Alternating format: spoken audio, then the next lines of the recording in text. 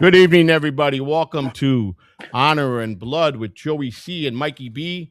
We're glad everybody's here tonight. We got a great show tonight. Mike's going to be probably taking the lead on this show because Mike's got a lot of New York knowledge. And Ecstatic Mike put together a great idea for tonight.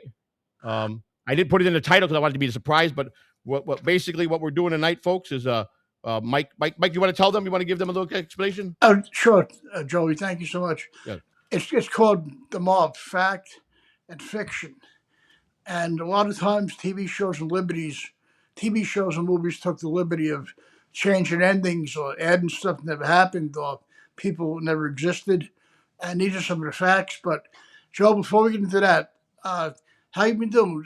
Anything good happened to you this week or anything interesting? Just a busy week,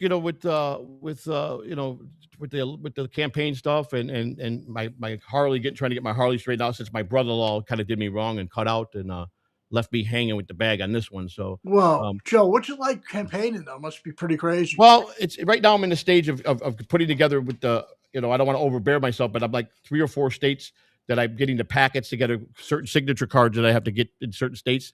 And then you got to follow volunteers and you got to follow all the rules.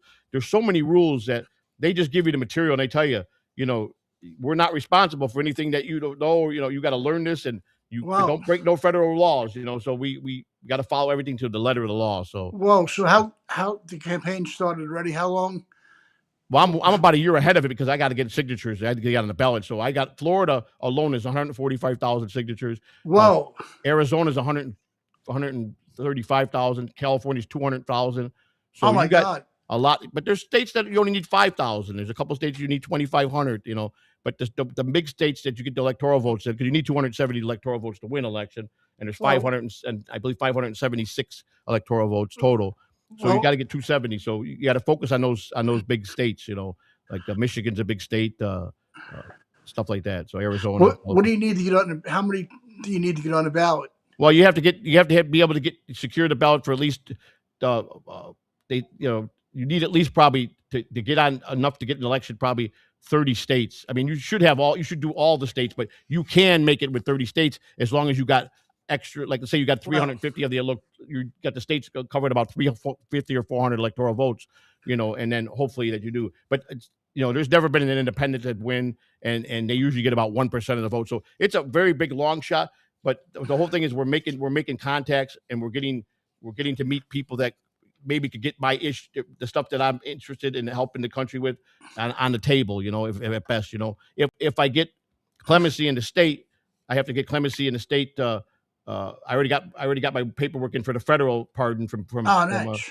but if I get it from the state, then I'll probably, realistically, maybe next year or after the 2020 election. And if I'm still in it, and of course, if we don't win, I'll maybe go for a local office in town here in Tampa, like for a councilman or something like that to start out helping people in the neighborhood and stuff, Well, Joe, it's only a long shot if you think it's a long That's shot. right. That's right. I'm confident enough that here's the way I look at it. People say you're crazy. This is fake. You can't run it. You can't run the country. Why can't I?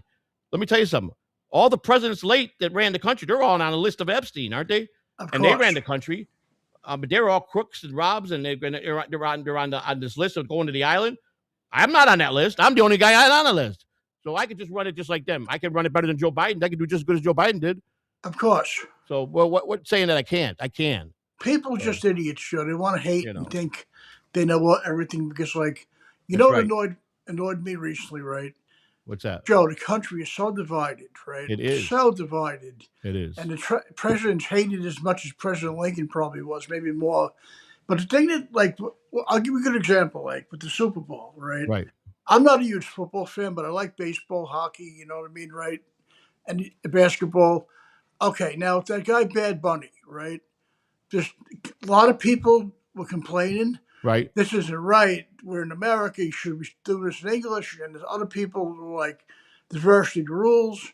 Joe, what do you win in this game now? People are fighting over petty stuff. It's like, you know how bad this is, Joe? A while ago, they wanted to ban Mr. Potato Head, that toy, because they didn't want to make him non-gender. Joe, it's a fucking potato, non-gender. I think I got to find out for the chat. Are we live on Catalano TV? Because I'm got the screen up. It's on the other channel live, but I don't see it showing up on the It's not live. Well, what? I don't know. We got a technical error here. I got to fix this. It's saying it says I'm live here. Well, it says end broadcast, but then the minutes are going. No, no. That means if we end it, we got 6 minutes into the show. So if I hit that button, it went in. But it's showing live on this end. But I'm not. It's not playing on the YouTube side. I don't know what the hell happened.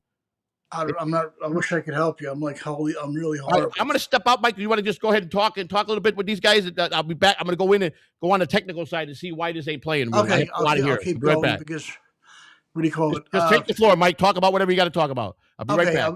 I was going to tell you guys. I don't know how to settle things about There's two trains of thoughts about what happened at the Super Bowl.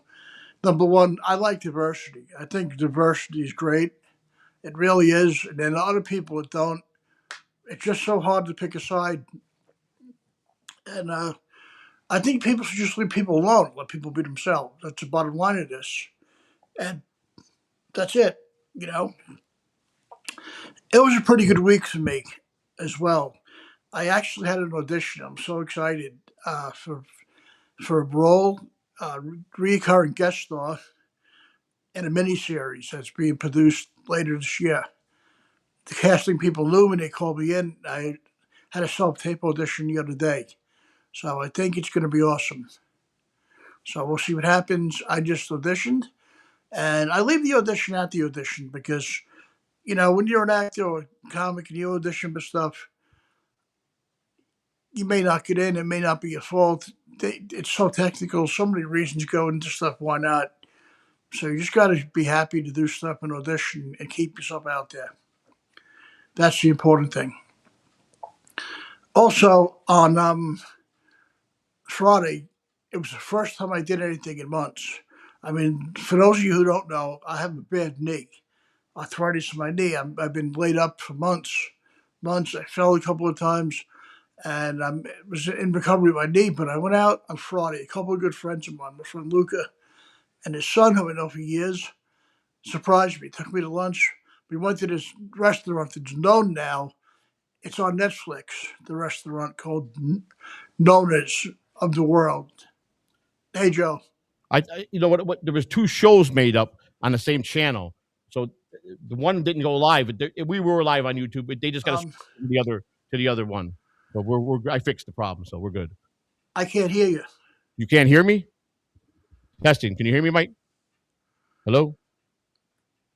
Test. Mike, can you hear me? Well. Oh, shit. Now I lost my sound. The hell happened? Hey, Joe. Can you hear me now, Mike? Yeah, perfect. Okay, good. Okay. Sorry for babbling. Is everything okay? Yeah. There were two shows created on the YouTube side, so they were all in the one that didn't go live, and then they just had to switch rooms. That's all. So okay. I deleted. Everything's good, right? Because I'm broadcasting on X now, because I became a verified member. So now I have the privilege of putting the live broadcast on X now. Oh, nice. Okay. Yeah. So I was just talking about that restaurant called Nana's of the World. Oh, the one you were talking about with the lasagna? Yeah, unbelievable. Because Joe, most Italian people in America, right? I used to square lasagna. Am I right or wrong? That's you know what I mean? Square, New York, Chicago, whatever. Yeah. Right? This was round like a big football. Yeah, you were saying that's amazing, but you didn't like it though because someone you told me. Cut it, Joe, with your fork, right? It was like really. Sometimes sauces are tangy or heavy. You couldn't. Right. It was so good. And the thing is, sometimes Italian food hangs on you. Yeah. Right. I was full, not really? overloaded. You know what I mean, right? Wow. They got a place here in Tampa on Dale Maybury. They're from Northern Italy, and they cook the food like Northern Italy. And they said that most American Italians don't like the food from Northern Italy. It's way different how they cook it there. So they do it exactly like they do in Northern Italy. And you know what? It was different. The food is way different than what we're used to here. Yeah, it's crazy because, you know why? I asked my friend that took me to Luca, I said, how many restaurants in America cook the same way they do in Italy? You know what he said? They're very, very hard to find. Right. And if you do, it's going to be a mortgage payment to eat that. Really? Said, I believe that. Yeah, listen to this, Joe. You're going to freak when you hear this. My friend Luca has a cafe in Brooklyn. He has two of them. But he worked as a waiter for years in restaurants, right? Right. He worked at a restaurant there's a Italian delicacy, right? What do you call it? It's a mushroom. I forgot what you call it. Uh, Damn, my mind just blanked. Uh, Oh, truffles, right? truffles. Okay, yeah, truffles. Okay, Right. With truffles, people don't realize this. They're way deep in the ground, right? You got to like right, really dig for them, right? right, They're like hundreds and hundreds of dollars a pound. Anyway, getting back to where he worked in a restaurant that had truffles, right? right. Joe, they had like a plate of pasta, right? With truffle shavings, not even the whole thing, for $150 a plate. How What? crazy is that? $150 a plate. Wow. Joe, he said the pasta was not, he said a medium amount, not a lot. Right. And the truffles were just like shavings, and I'm like, whoa, they're out of their It's minds. like probably was a la carte too. Everything was separate. Probably every individual thing you wanted was a la carte. So I know, Joe, that's the thing. Like, you know, I mean, it's like, okay, I've been lucky enough to go to some have been lucky enough to take sure. me to high end restaurants. Joe, high end doesn't always mean good food. You No, know that's what I right. mean? That's a fact. That part is very true. It's all who the cook is. It could be a high end and then have a terrible cook. It don't mean it's going to be It good. could be high end, it could be not. That's I'm right. like high end. Where's my food? I need a microscope to find it. You know what I Exactly. mean? Exactly. Right? Have you ever ate at Chaz Palminteri's restaurants? He owns two of them. Don't he in New York? No, I know he has one up in Manhattan and one I think in New Rochelle, upstate. Yeah, I think he said no Manhattan. He's got one, and he's got the one near closer to where he's at. I think. He said if you didn't mention his name, you get free dessert. That sounds good to me, right? Yeah. Yeah, he does get everybody gets a free dessert. That's what he said. No matter who goes in there, you just tell him that he said to make sure he gets a free dessert, and he said no other restaurant does that. No, of course not. They're all just want the money because. Yeah, that's But pretty nice of him, and it's all homemade. The dessert's all homemade. that's awesome because Joe, they have some great desserts. Oh man, it's like Yeah, it's just I like Baba rum, but as soon as I stop drinking, I can't have it. You know what I yeah, mean? Right? But that yeah. Baba cupcake, right? I love sweets so much, but I can't. I stay away from it because I don't want to get on bad habits of my eating habits. I'm doing really Oh no, well. because with the sugar, Joe, Yeah. you spike your diet. You want to become a diabetic if it's too high. Sugar's not my best friend at all. Sugar is my worst enemy. I tell you that right now. So Me too. I love it, but yeah, me too. it's What do you want to horrible. jump into first, Mike? Which one? What would you like to Oh, talk about? okay. What do you want? Where do you want to start? You want to start with the horse's head? Oh yeah, can we start with the Godfather? Because We'll start with the Godfather. Go ahead and a tell lot them of what we're gonna do, Mike. okay, we're going to do a thing called fact and fiction about the mob, about a couple of different movies and TV, and what was real and what was added and what was bullshit, right? Okay, the first thing that freaked me out was with the horse's head that was in the producer's bed. Yes. That was a real horse's head. So I'm what? like, So when what? they made the movie, Francis Ford Coppola wanted to get it so close to being that the real thing.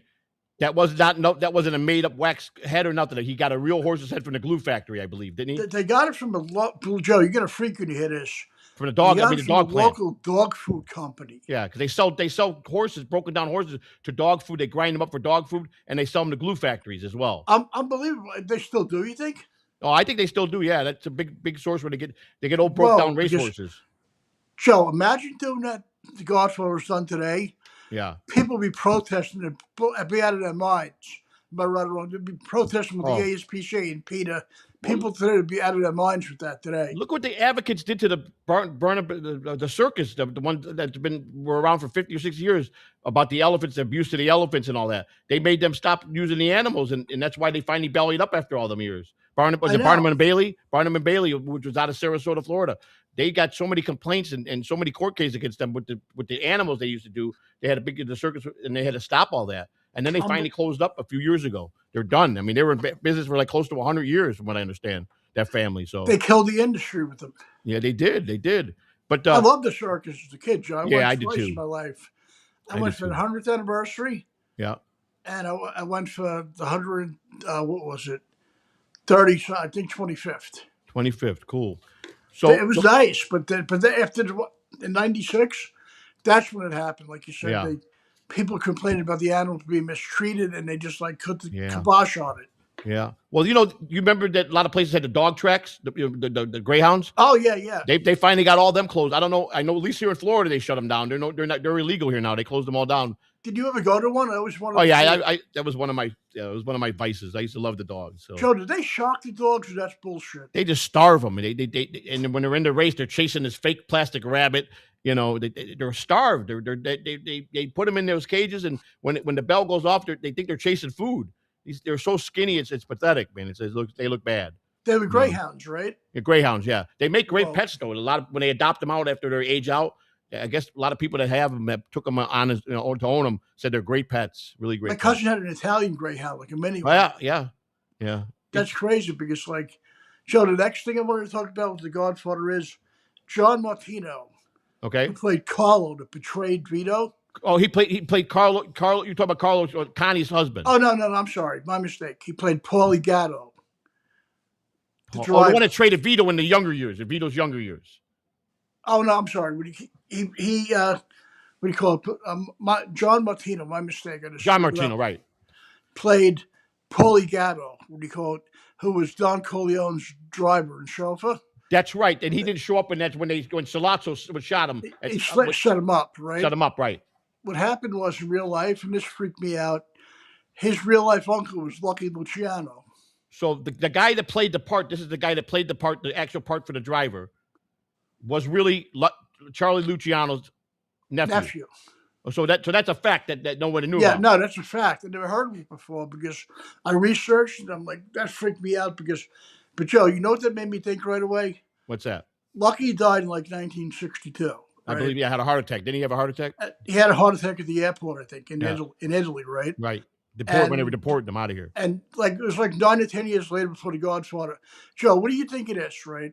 If Lucky was still alive, maybe John Martino would have had a much bigger role in the movie. Yeah, I would. I mean, I do know fact one is that Joe Colombo, he had to say if that movie went or not. He shut down everything until he got what he wanted. They made him take out all the words using gangster. There was no words like that used. He laid the law down, but he also became good friends with the producer and Al Ruddy, I think. Al Ruddy, yes. Yeah. Well, because it's like they intertwined with each other. It's crazy because and then Luca Brasi was also a real mobster that was in that movie. Oh, that reminds me. What do you call it about Cabrazzi? Yeah, Luca Brasi, yeah. Cabrazzi, the character. Yep. Joe was based on a real guy in the mob. He was based on a mafia guy named Willie Moretti. I know Willie Moretti wasn't Willie Moretti. He was like from the early 30s and 40s. Was he in the bootleg era? Willie Moretti? He was definitely from an era. Yeah. He was a bodyguard and an enforcer for Frank Costello. It's so crazy. Costello. How sick is that? It's like Luca was based on a real person, right? Right. But what is even more ironic, Lenny Montana, who played that character, right? Lenny, yeah, was an enforcer for the mob in real life. In real life, didn't he work for the Bonanno family? Or Colombo? I think he worked Colombo for family. Colombo. Colombo family. That's right. Yeah, Colombo. But Joe, when you look at his face, right, you could tell Luca was no joke. Yeah, we're going to show that to you. Now, I don't know if I could play we're going to get, if I play anything for The Godfather, if I play the sound, I'll get a hit because they will come after me and they will strike this channel. So I think they're short clips. I want to play the one with the horse head. It's just not going to be without the sound, but they'll get the visuals because they will come after me. Paramount will come after me. So let me get that queued up here, Mike, and we're going to go in the video room and get that queued up. And let me put, I don't think it's here yet. Let me see. I got to get it be right. Let me just go here and put it here. I got it all up here. I just got to bring it into the show. But share screen. Why is it not sharing? There we go. Okay, so we're going horse's head. Where's my horse's head? Yes. If it's going to rain, yeah, cover it real quick for me. Yeah, thank you. Yeah, because I got to finish. I'll go out there and finish what I got to do later. All right, so I'm looking for my. It's right here. It's the 40 right there. It must be down here. Hang on, Mike. Okay. I don't understand what happened. I'm having my computer locked up here. I can't do nothing. This is crazy. I've had a week. When you asked me how my week was, I've had a lot of issues with my computer. I'm completely locked right now. I can't do nothing. Oh God, I'm so sorry. I don't know what the heck happened here. I don't know. Yeah, it's like the video's going in and out for the live stream. I got to see here what the heck's going on. I know it's weird because like when I came on here with you, when I talked to you earlier, my computer's at 100, right? Now it's at 70. That's still enough, though. I I'm mean, yeah, completely locked. I can't. It won't let me touch no button. I can't turn down no buttons on. We were off the screen. I can't do nothing. I don't know what the heck's going on here. I don't know. Something. They definitely having technical problems here. So bear with me, people. We're sorry. I don't know. This is on. This is that's definitely. okay. This is definitely not my fault. Um, It happened, Joe. we have You definitely have enough bandwidth, and we have plenty of Wi-Fi signal. But okay, there we go. I think it's starting to come back. I don't. Oh, I lost everything now. What the hell happened? Hello. Let me go put this back up here. All right. You still can hear me, Mike? Yeah, definitely. I can hear you and see you Okay, but well. I still can't do. I can't. Okay, I got to. I'm gonna have to escape. It won't even do nothing. I don't understand what the heck's going on. All right, Mike, I'm gonna have to go in and out. So just fix this problem because otherwise I'm gonna be able to do nothing here. So just go Okay. ahead and talk to them and tell them a little bit more about the Godfather. And I got to go in here and I basically got to reboot. I think so. I'm gonna reboot on my end real quick. Okay, And no problem. so I'll be back in about 4 minutes. Okay. Okay, take your All right, time. buddy. All right. Got to reboot. Everybody will have. Don't worry about. We're going to be back. Joe will be back. With technical difficulties, it happens. You know what I mean? And I can't believe how ironic that was about. Well, Luca Brasi being based on a real gangster. That doesn't surprise me. They do that all the time in real movies, in real life, and of course change their names because maybe these people might still be alive and their family will sue them.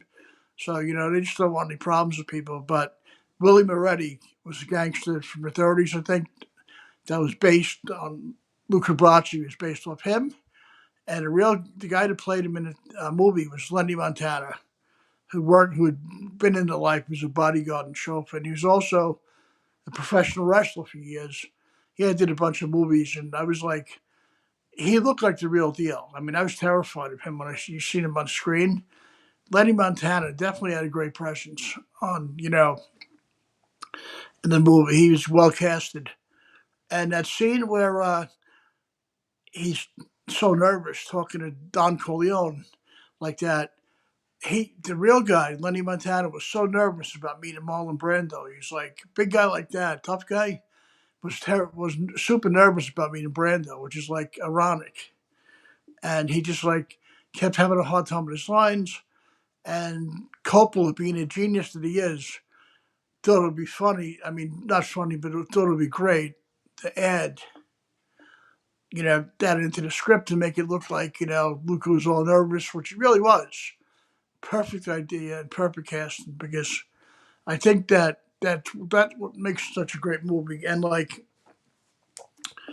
another part of The Godfather I enjoyed, was when they took Abe Vigoda, aka Tessio, for a ride. Okay, that ending, right? Okay, bad movies and shitty gangster movies, they would have just shot him in the car, garroted him, whatever, But you see all those guys taking him at once, taking his gun, and they pull out with him. And it was awesome how it ended. It's a brilliant ending like that because it makes you think, and you can come up with your own conclusion what happened to Tessio. You know what I mean? Don't have to show it, and it made it better not to show it. It made people think like they did this to him and did that to him. But from what I've heard over the years, in the book, they said that they took Tessio to his social club. His and they tortured him for a little bit. I think they shot him in the nuts, and they shot him a few times and questioned him. I think, and then they just put it to his head and banged him out. That's what I heard happened in the book.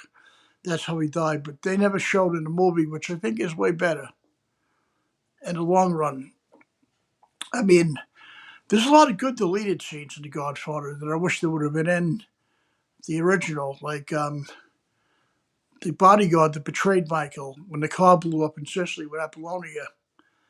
What do you call it? This is a deleted scene. What do you call it? I think it was Fabrizio. I think that was him that betrayed Michael, and the bomb was meant for him, but poor Apollonia got blown up. And the guy that betrayed him years later, in a deleted scene, they show Michael looking at pictures of different people, different gangsters, and he points them out. And one of the people says to Michael, he's been in America for at least 10 years, maybe 15 at the time, whatever it was. and he has another name. Uh, what do you call it?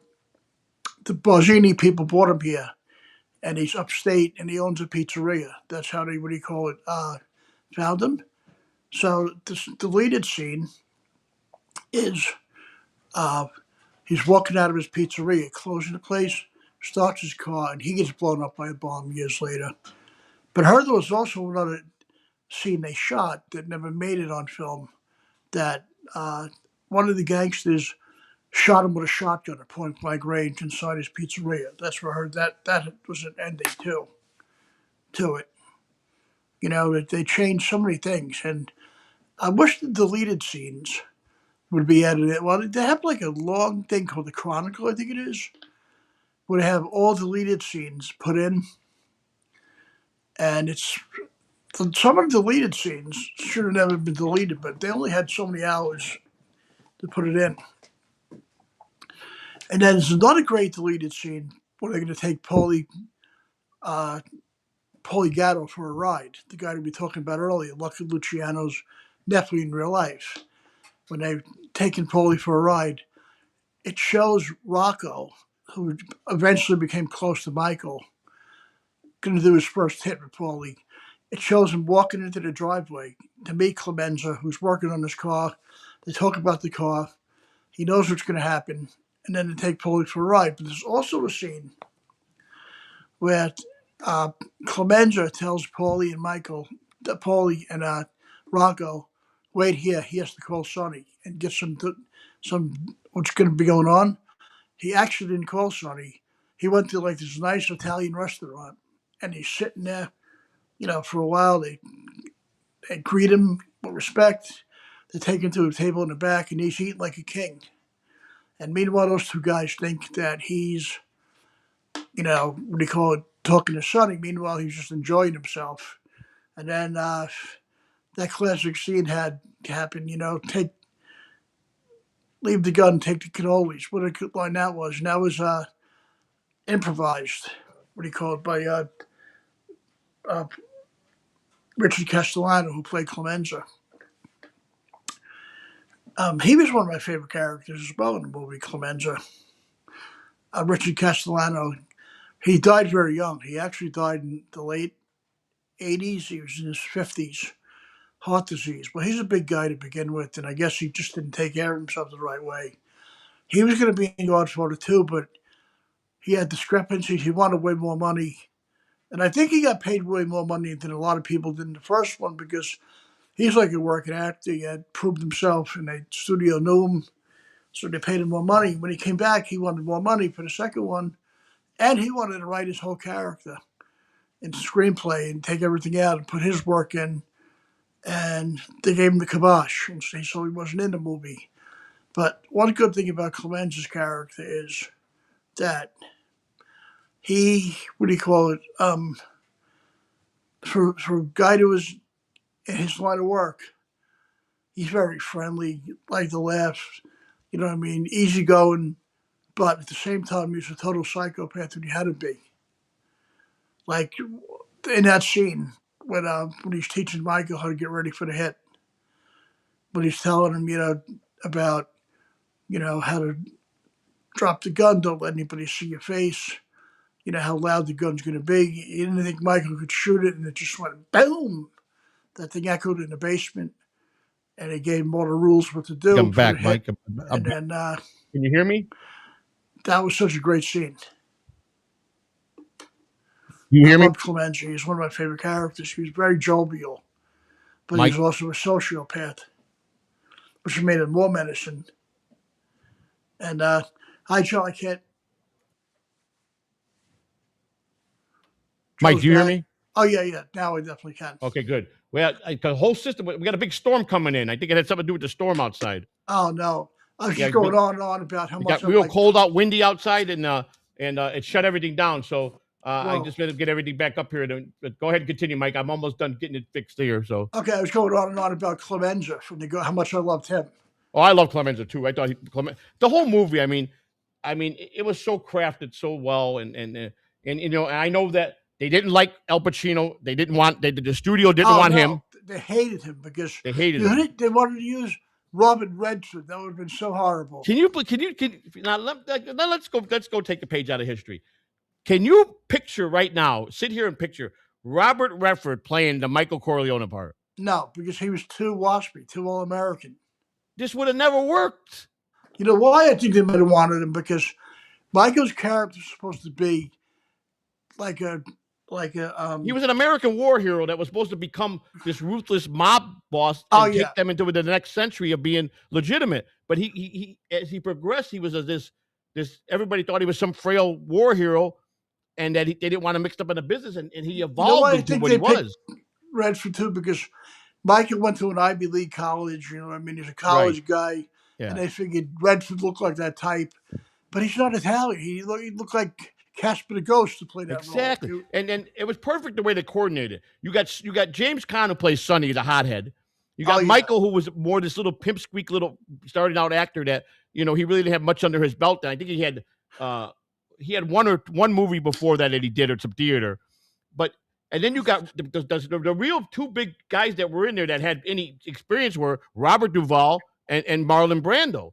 And James Caan, of course. I mean, they were, and then Robert De Niro in the second one. But I mean, but even Robert De Niro, he was just up and coming in those years. Of course, because but the thing about Richard Castellano Clemenza, he wasn't working. He had a little more experience than those guys, so they paid him more money. But the thing is, but he wasn't famous either. But the thing is, what happened was with Al Pacino, like you were saying, right? They were going to fire him. Who saved him? A couple times he almost got fired, and he got saved.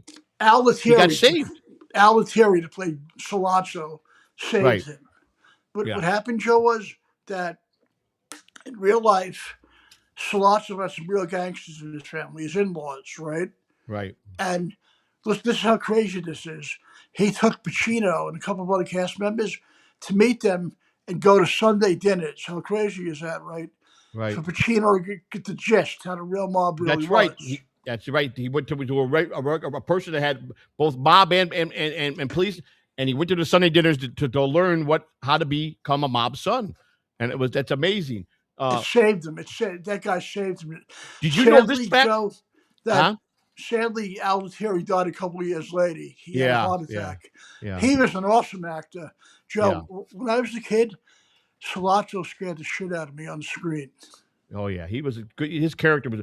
Do you know that they said that he would have blew up to be a big star? The guy that played the brother in The Godfather, the younger brother, the one that Michael killed, John Cazale. John Cazale. He was an up and coming star that he only was in like 3 or 4 major pictures. He died, didn't he? Died at a young age. They said that he would. Joe was crazy. He was in 5 Academy Award movies. Yes. Right? This guy was going to be like bigger than De Niro, bigger than Pacino ever could have been.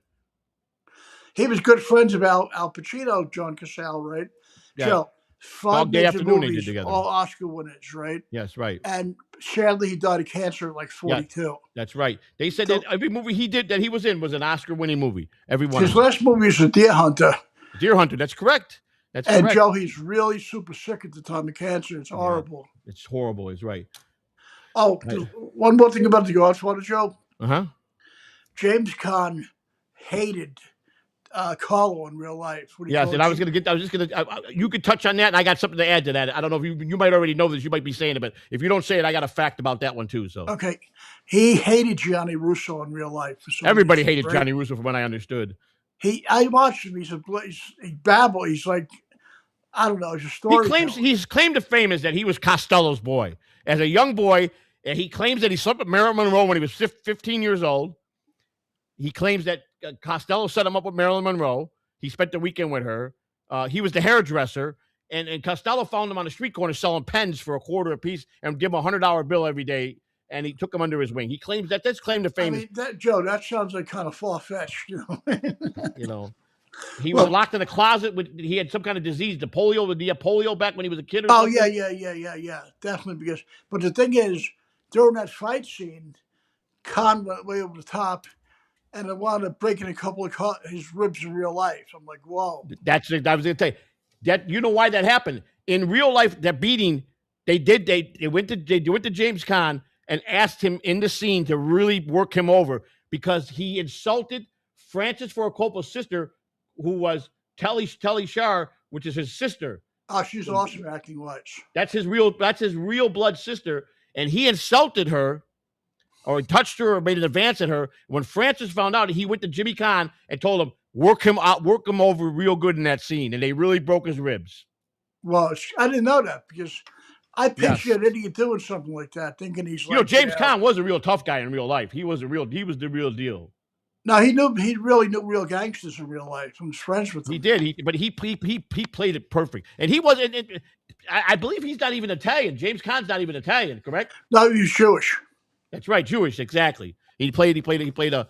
But there's a lot of facts in there about the Godfather. So we're gonna play this. I can't play the sound, so let's go back to this. We'll start out. We're gonna show you that this was actually a real horse's head that they got from the. They went to the local dog food company. How crazy! The dog food company that had purchased, who was getting horses to grind up for dogs. So people would lose their minds over that today if that happened. Exactly. You're lying about that. They would definitely lose their minds over that. So let me get this queued up here. There we go. It's horse's head. There we go. Bam. And then we're gonna play it right down here. And here we go. So I can't put the sound on, but we could play it. Okay. You guys it's about 2 minutes long, so I believe it's there. It is. Let me key it up over here.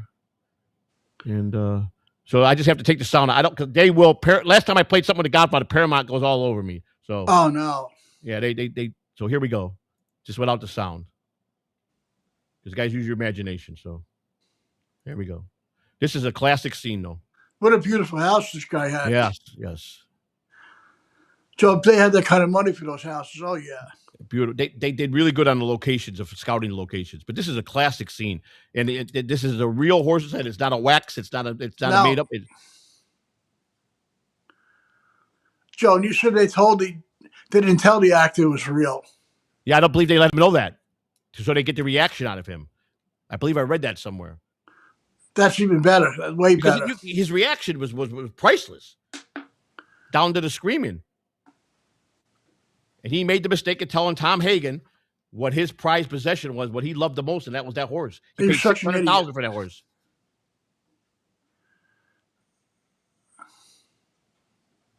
Yeah, this is a classic. This is like Francis Ford Coppola was over the top. This guy was him and Mario Puzo were unbelievable. Well, and this is the fact Mario Puzo was in his last leg of being able to take care of himself and his wife because he had no more money. That absolutely. That's a real horse's head, people. That's a fact that a lot of people don't know. Look at his reaction. His face is like, oh God. That ain't acting. That's real. He really was not. They did not tell him when that scene was going to happen like that. He was a great character too. Yeah, he plays a lot of old movies too. I don't know if he was Italian. There was a lot of Jewish guys that played in that movie. Oh, definitely. But the thing about him, Joe, is he was an obnoxious prick. Yeah, well, there's a lot of more obnoxious. I mean, you know who I heard one of the most toughest people to work with in Hollywood? Frankie Vincent. Somebody told me that, and Joe, when we talk about The Sopranos later, I have a couple of inside stories about stuff I'm going to tell you as well that I met a couple of them. Yeah. Hang on. Definitely. When we get to them, I'll tell you. You know what I mean? We're definitely going to hit that. Well, no, see, I don't understand why my computer is doing it. I am not happy. Oh, here we go. I'm not happy with my computer today. I'm very upset with it. Very upset. So, yeah. So there was a lot of facts. All in all, Godfather 1 obviously was golden. They got a lot of Oscars. A lot of actors won a lot of stuff in that movie. They did Godfather 2 over in Italy. Some people prefer that movie over 1 because they did the scenes in Italy. They were on a very tight budget. The studio fought them for money. Francis was pulling his teeth. We know one of the facts is that Al Pacino was almost fired 3 or 4 different times. Oh yeah, definitely. Because the thing is, Joe, the thing I like about the one in Italy is right. Huh? It sets up the whole story why Vito Corleone turned out to be who he was. That's right. That's correct. You know what I mean? Both his brother and father were murdered by the mob for going against them over there. Right. And it was so sad, Joe. His mother brought him to the local mafia guy, pleading for the kid's life. Remember him saying that? He said that Yep. He's dim-witted. He's only 9 years old. He's dim-witted. Yeah, Vito, yeah. Yeah. right? Don't kill my last son because he's done with. And he said he will grow stronger as he becomes a man. And they come And that back, was why and he that wanted old to man kill was him. right. He come back from. He came back from him. He knew it. The old man knew it. If I let him live, he grows to be a strong man. He comes back to kill me years later. Oh no, Joe! Because the crazy thing is how he came back from. I mean, it's like the old man was like deaf at that time. I think he said to him, "What's your name?" He just like jabbed him and like cut him. I'm like, whoa. Yep. That's very true. Hey, Mike, we got some super chats and super tips. Let's get them out of the way, all right? Okay. Let me play the super chats, super tips first. Appreciate it. This is we should come on the screen here, so it would be there. Mike, can you help our future president actually fit his shoes? Show him which lamb is good or bad, and help him beat Squiggly Miggly in the future debate. I don't know. That is a funny word. Thank you. Oh, I don't know if that was really obnoxious, John. I hadn't seen OJ around in a while, but that was him. Thanks, OJ. We appreciate that. Now, I made one every week. I've gotten a habit to make one because I enjoy Mike's comedy and Mike actually thought I was a comedian. He didn't know that I've never done comedy in my life. No, Mike. I didn't know because when I first met you, because Brennan was ranting and raving about you. Yes, and the girl Scarlett, I think. Yeah, that's what I want. That's what I wanted to bring up.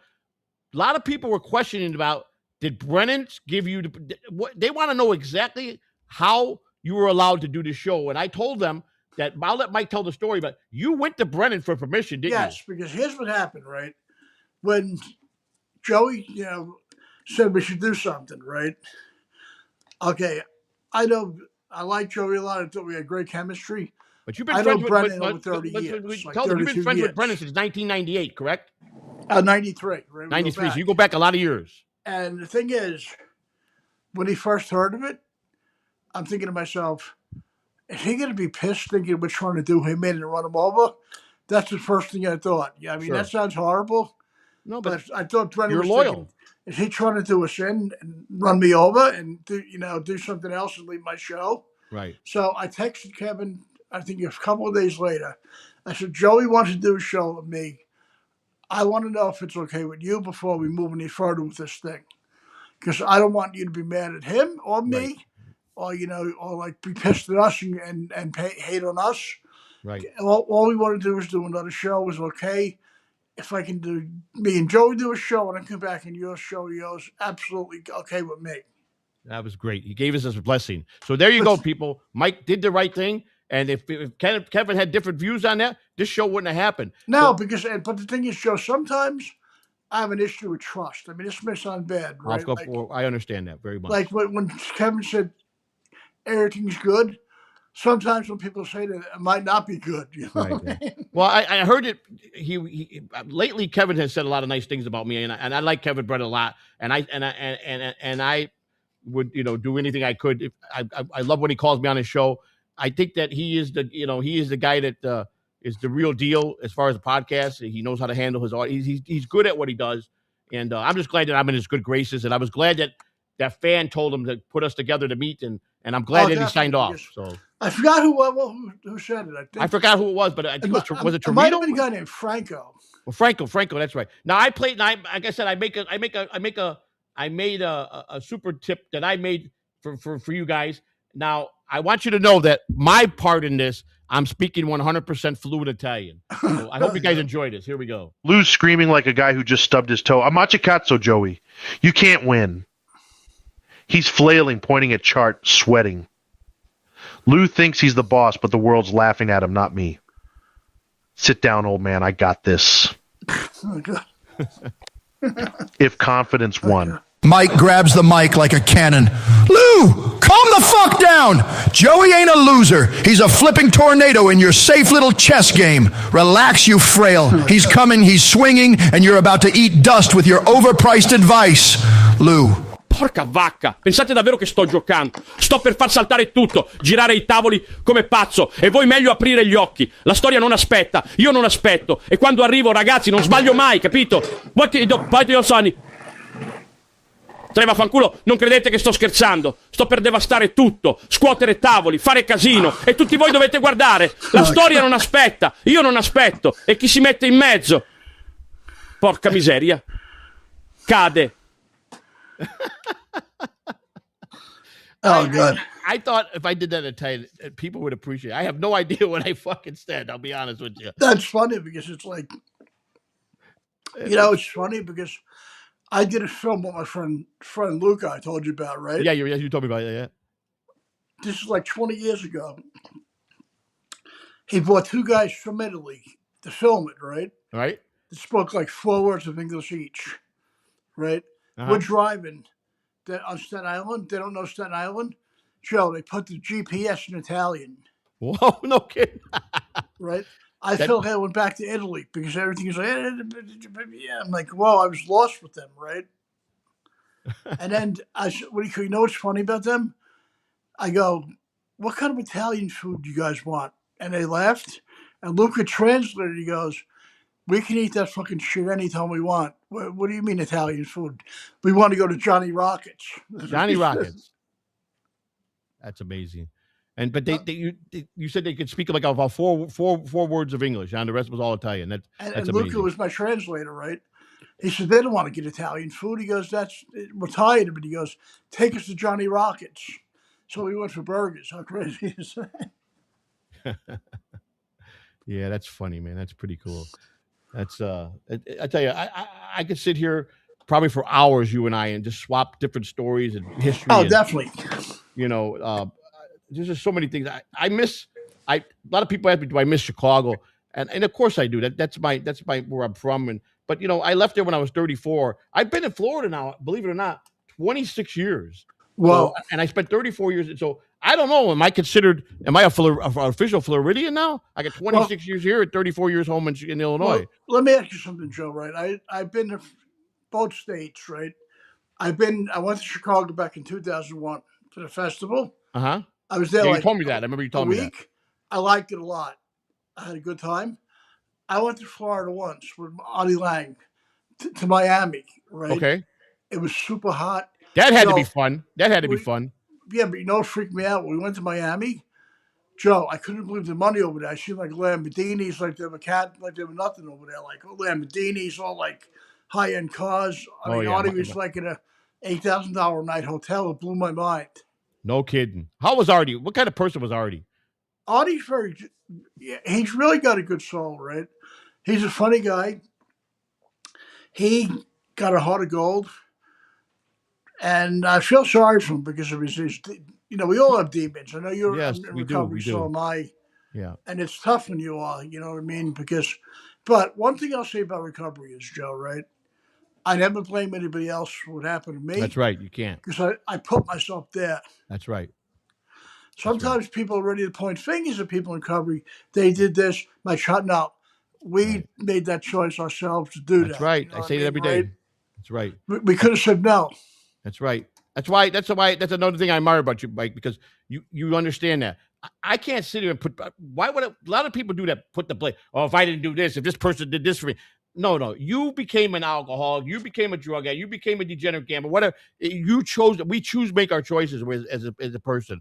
So I don't blame nobody. Now the newest thing on me is now everybody said that I filed false paperwork with the government. I'm going to jail. That I filed to run for the president as my grandfather. My grandfather's been dead for 46 years. Wow. Do you understand that? And now these idiots are saying that there's no filing of me, as Joseph said, which is absurd because you could go to the FEC, anybody could, and pull me up, and it's Joseph Samuel Calendar. These trolls won't stop until they get a rise or until they lie and they tear you down. It's sickening.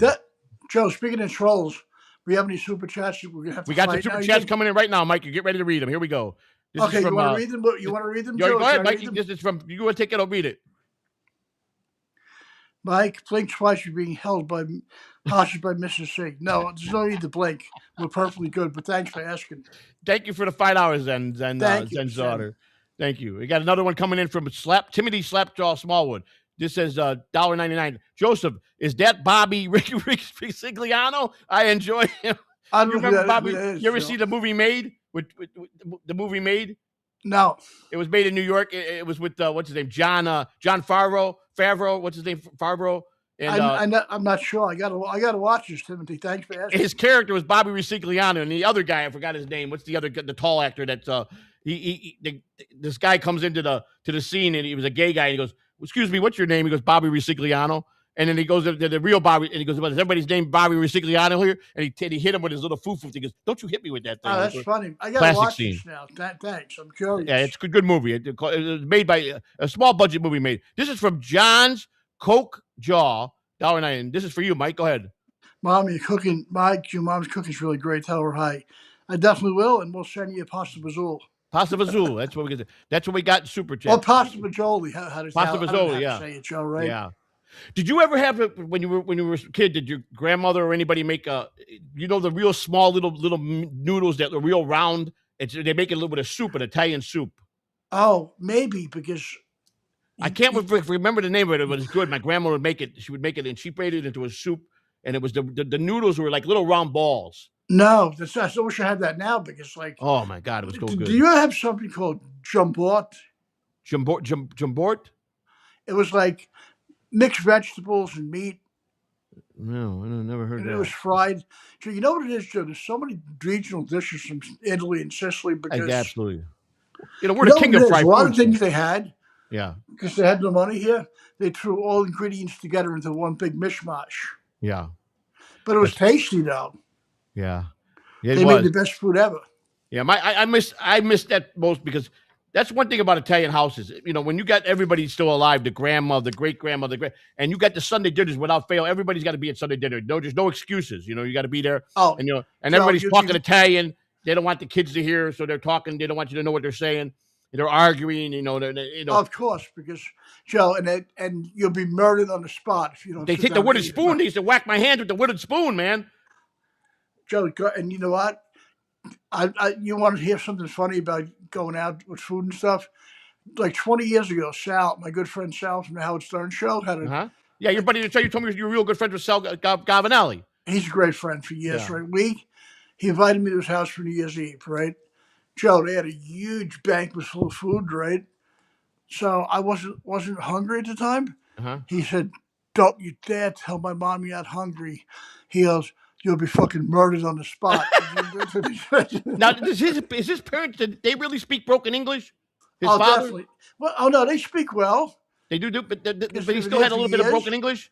They speak really well, right? Yeah. They've been here for years. You could hear a little bit of an accent, not a lot. You know what I mean, right? Because some people, you know what's crazy, Joe? Some people here forever, and they never lose their accent. No, that's right. That's right. I got that Chicago accent. I've been here 26 years. They say they could tell that I'm not from here because I got that deep Chicago voice. Oh, I was going to ask you quick, Joe, right? How was, like you said, I only went to Florida once in Chicago. How was it to make the adjustment from Chicago to Florida? Well, of course, the culture is it's a culture shock first of all from Chicago to go into, because most of Florida is very hickish, outside of Miami, which is all Latinos now today, and it's been since the 80s. Tampa is okay, but when you get down to Ocala, Tallahassee, and start going north, it's very hickish, very small knit communities, the same sheriffs, the same politicians, Joe, same I heard judges. like in certain parts of Florida, and they don't like us. They still have Confederate flags over there. They do. They drive trucks with the flags, the shotgun. They don't like Yankees down here. The rednecks down here don't like Yankees. The people that are from here, they don't like us coming here saying we're from here because they don't call them. See, there's a difference. In Florida, they're not called hillbillies; they're called rednecks. Oh, yeah, definitely. They're definitely rednecks, So, and then of course, there's some of the southern states like Mississippi and Tennessee, they're called hillbillies, So, definitely like Arkansas, Alabama. Like Elvis Presley was considered a hillbilly, not a redneck. Definitely, because Joe, you want to read some more chat? I love reading the chat. Yeah, we got another one just came in. Let's read definitely, you want to read this one? Yeah, it's for both of us, Mike. It's from Bo Bearden, who is a good friend of the show. He's a very loyal person that likes to watch our show. Thank you, Bo, so much for your support. Bo's a great guy. Really nice. He said, "Good egg, Joey and Mike. Thank you very much for that. Thank you, Bo, kind words. Thank you very much. Thank you very much." Okay, let's see. Someone else said this. I think we got another one here. Did I read this one already? No, this is another one, Mike. Here you go. Read this one, Mike. Okay. Oh, okay. I forgot to post the link in the chat. Okay. That's just Oh, from thank you for letting us Thank know. you. I'm going to do that right now. He said I don't have the link up in the chat. Maybe because it went away when we went down. Let me see what he's talking about. I know there's so much technical stuff to do with this. It's like, Well, I had it all done. I worked on it last night and today, and I tried to get everything done. But like I said, it got shifted. The weather. There's supposed to be a big storm coming in. I don't know. oh God, be careful because And I think it's definitely messing with the internet because it's something's not right here with this internet. You know, it's crazy, Joe. Like how different parts of the country, like Florida has hurricanes, LA has earthquakes, right? yes, I mean, like when Hurricane Sandy happened here, that freaked us out. yes. Well, And we had an earthquake in New York a while, but it was really nothing to worry about. But I mean, there's been some pretty horrendous over the years down here since I've been here. The 26 years I hear, there's been some big hurricanes that come through here and tore up and they're Miami. scary too. I'm like, holy crap! It is. It's very scary. Irma was the one that we got in trouble for, and that hit almost the whole state of Florida. There was 37 of counties were in the state of emergency. That was a pretty big one. We never had a really bad hurricane in Staten Island. When Sandy happened, we were stuck in a house for days. You couldn't get out. But you guys got the capacity to along that shore to get those hurricanes to come through there. There's been a couple that have tore up New York, haven't there? You know what's really crazy, Joe? We were stuck, right, for like a week at least. And I was pissed. You know what I said to my mom? And she like argued with me. I go, if this was the 1940s, giant Irish firemen have been smashing doors down with axes, grabbing kids in rowboats. You know, Mike, something's done right here. Someone's saying the link ain't there because I don't see something happened here. I don't know how the super chat are coming in because there's no monetization here. I don't know what the hell's going on here, man. I'm on the right. It's like I don't see my monetization. There's no money button there, nothing. Oh, there it is. Okay, there it is. It came back. It was gone. It disappeared for a minute. So maybe it's because the computer's lagging. It took away all the buttons from the bottom. Now Joe, is your computer new? No, but no, that computer's not new. My good one that I got that I paid some good money for it broke down. I had to take it to the shop. So I'm using my older computer, but it's really not that old. It's just it's I think I got too much. I got to clean it out. I got way too many files in here. I used to have an Apple desktop, and I loved that. Here we go, guys. Yeah. What type Apple you had, you said? Well, I used to have an Apple desktop. I love that, right? Now I got an iPad, but this works well enough for this because... That's what you're using now for the show, right? The iPad? Yeah, definitely. Yeah. And you because that's what you used the first show, right? 2 weeks ago? And, yeah. Yeah. But I did hear this. I asked my friend... I asked my other partner Lou, and he told me that you definitely can use the iPhone for EV Mux. It'll play real good. So if you ever have to use your phone, he said it will work with the iPhone. I'll try it next week because the thing is, you know what I like about this show too? Like, I love doing Kevin's show, but this is a little more laid back. Like, well, it's your baby because you get to talk about your things that you experience, your life. You know, people that you know. Not only that, but the super chatters can be brutal with him. The battle with him. Oh, don't worry. We'll get some of them. I get some brutal ones, Mike. I don't have I got a lot of haters. So Joe, you know, I got a good line for you and me. If somebody bothers us, uh-huh. You know, we can say, "You're not even human. You know what you are." What do you call it? The flies that swarm around dog shit. Well, I like when they start getting you going, you get ramped up. You make some of the greatest comebacks to them, man. I love the way you do it. Joe, man. You know what's funny? When I get angry, that half guinea, half Mick comes out. I know, but I noticed one thing about you when they get you going, like on Private Brennan, you right away you call everybody Ray. You go Ray, and then you start laying into them. Because I noticed that they like that. Joe, it's a blessing and a curse. Both those Harriages are super hot-headed people. Yeah, I know. I know. This is great. So I'm going to show a scene.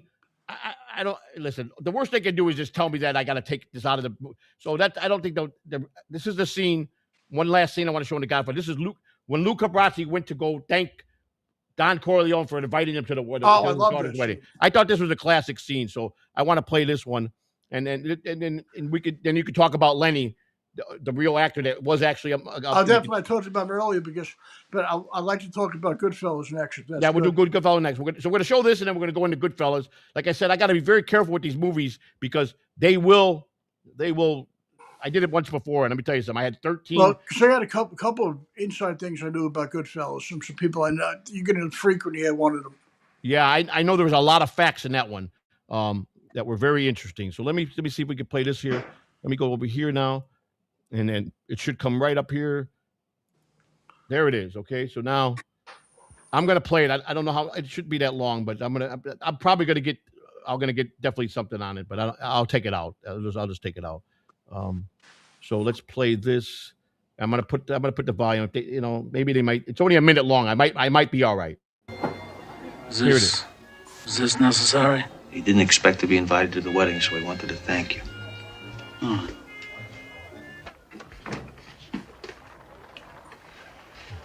Don Corleone, I am honored and grateful that you have invited me to your daughter's wedding.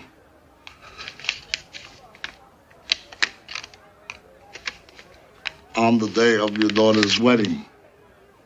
And I hope that their first child be a masculine child. I pledge my ever-ending loyalty for your daughter's bridal purse. Thank you, Luca. My most valued friend. Don Corleone, I'm going to leave you now because I know you are busy. Thank you. And that was a classic scene. Well, you know what's classic about that, Joe? I heard in real life, Lenny Montana was a real tough guy. There's no doubt about that in real life. But he was so nervous to meet Marlon Brando. How crazy is that? Yeah, well, now Marlon Brando, he was a little whack job in real life, wasn't he? Oh, he definitely had a lot of crazy things about him. Because And he was was he kind of like into young men? he might have been. I don't know, but he was a psychopath in certain things because, you know what I heard? But he's a brilliant actor. You know what I heard years ago when I took an acting class? Uh-huh. Okay. When Brando was a brand new actor, he went to, a place downtown, right? I forgot that. I'm trying to remember the name. When I was teaching him, Uta Hagen. She was like famous, right? They taught a lot of, people from that era, acting-wise. What do you call it? And anyway, there was a scene, right? They said, okay, she said to all the students, you're all chickens and a nuclear holocaust has happened, right? So they're all going like this, squawking like chickens. Bug, bug, bug, bug. Brando's just sitting there looking around, right? Yeah, I heard he was a perfectionist at his craft. I mean, listen to this. Why? Joe, you're going to freak, right? Uh-huh. And Uda said to him, why are you sitting there? He goes, well, because a real chicken wouldn't know what a nuclear holocaust was. Right. How brilliant is that? That's pretty brilliant. I mean, that's what made him who he was. Yeah, it's Think about that. Everybody else going like this, buck, buck, buck, and he's just sitting there like, what's going on? Yeah, that's a classic. I think we got another one here coming in, Mike. Let me. Okay. Let's see. Of course, it's an insult to me. Joey, shut your mouth when Mike talks. Oh, listen. Got it, boy? Mustafa. Okay, yes, please sir. Please don't tell anybody to shut up. We'll try to be polite with you. If not, we're going to have to let you have it. Yeah, I will do work. I will do my best not to cut Mike off. No. It's fine. Joey, we're both the team. Please don't try to correct anybody, but we appreciate you. We appreciate that. Yes, we do. Mike and I, we want to be very natural and just be us. We don't want to. We want to relax. We're Mike and I got a lot in common. Definitely. We know each other for a long time. There's so many things we do that we're identical. And he's from New York and I'm from Chicago. I really enjoy Mike's company. You know what it is with us. I have Italian blood. You totally have fully Italian blood. Yes. What do you call? We're around the same age group. That's right. You're about 4 years older than me, I believe, Mike. And we're both in recovery, so that's a lot of things. Right. That's correct. You know what I mean? Yeah, we got just I went back and I watched some of your earlier stuff. I was watching the Kevin's roast back in '90. I think you guys did it in '98. A roast you did on Kevin back. Oh, that was that was a couple of, like 6-7 years ago. It was fun. Yeah, yeah.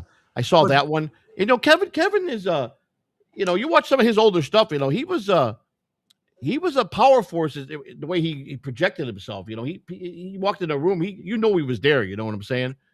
The thing I like about him is he'll tell you fuck off, Yeah, he ain't afraid to. right? But the thing is, sadly, in this business, everybody's a pussy and afraid to tell people fuck off. Yeah. You know what I mean? Everybody walks in eggshells or they cutthroats, kisser. He'll tell you, hey man, that's it. Yeah. That's why I like him and I like you, because I know I would stand with you guys. Yeah, Other people in this will put a knife in our back and turn it. I get that a lot, and I feel comfortable with you because I know that you're not. There's no nonsense. You're not looking to hurt anybody or No. come here because you. I've had people that try to get on my show and they try to porn bomb me and do crazy. Of I got course. this guy that I worked with. I did with this other Catalan Network guy. I really started to like the guy, and then I don't know what happened, man. He just is. I'm not. I really can't say. I'm not gonna say nothing bad about the guy. I like the guy. I just wish I'm disappointed in the way that I wish we could have still worked together and we could have got through it. But I agree with him. Sometimes I'm unreasonable when it comes to business or I'm a hothead, but he's got to understand I've got valid reason to be a hothead with the way people come at me and my family. So it's not pleasant. And I try to be a better person, but yes, I'm very violent and I snap very easy. Not as much as I used to, but I'm tired of listening to all that crap. I'm tired of people just going one sided. It's all the same people that do it, and they don't stop. So well, that's why I'll put it this way, right? Like I'm trying more or less to not put my family's life and mine out there as much as I used to. Like an Artie show was all out there, and it gave people a reason to hate on me and heckle me, right? Yeah, I followed Artie when he was really, really deep into his addiction, when he was getting in trouble, went to jail a little bit. God, yeah. Yeah, and I really felt bad for him because I understood. I see when that jail cell closed for him that night, the first night he went in there, I felt exactly what he went through because I know what it's like. You got nobody. Your whole life, they close that door and you feel like this is it. You're rock bottom now, Well, let me ask you, Joe, right? I hope I don't, bring anything bad Mike, up. you could ask anything. What do you call it? Okay, the minute people get in there, right? Yeah. Are people terrified of being killed in there? Well, county jail, prison and county jail are definitely, I would say, whole different ball games. One's night and one day. County jail, people got a chance of not going to prison, so they tend to be a lot more nicer in the county jail. But the gangbangers in county jail that know they're going to be going away to prison, they've already been through the system and stuff. There's a lot of extortion that goes on certain. Oh, okay. Like for instance, anybody what they call in the prison in the county prison system a chomo, which is a guy that likes children, hurts children. They call them chomos in most county jail.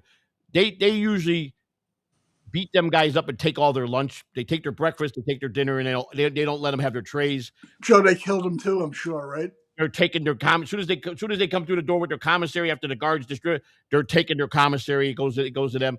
And they have to pay for protection or they get beat up.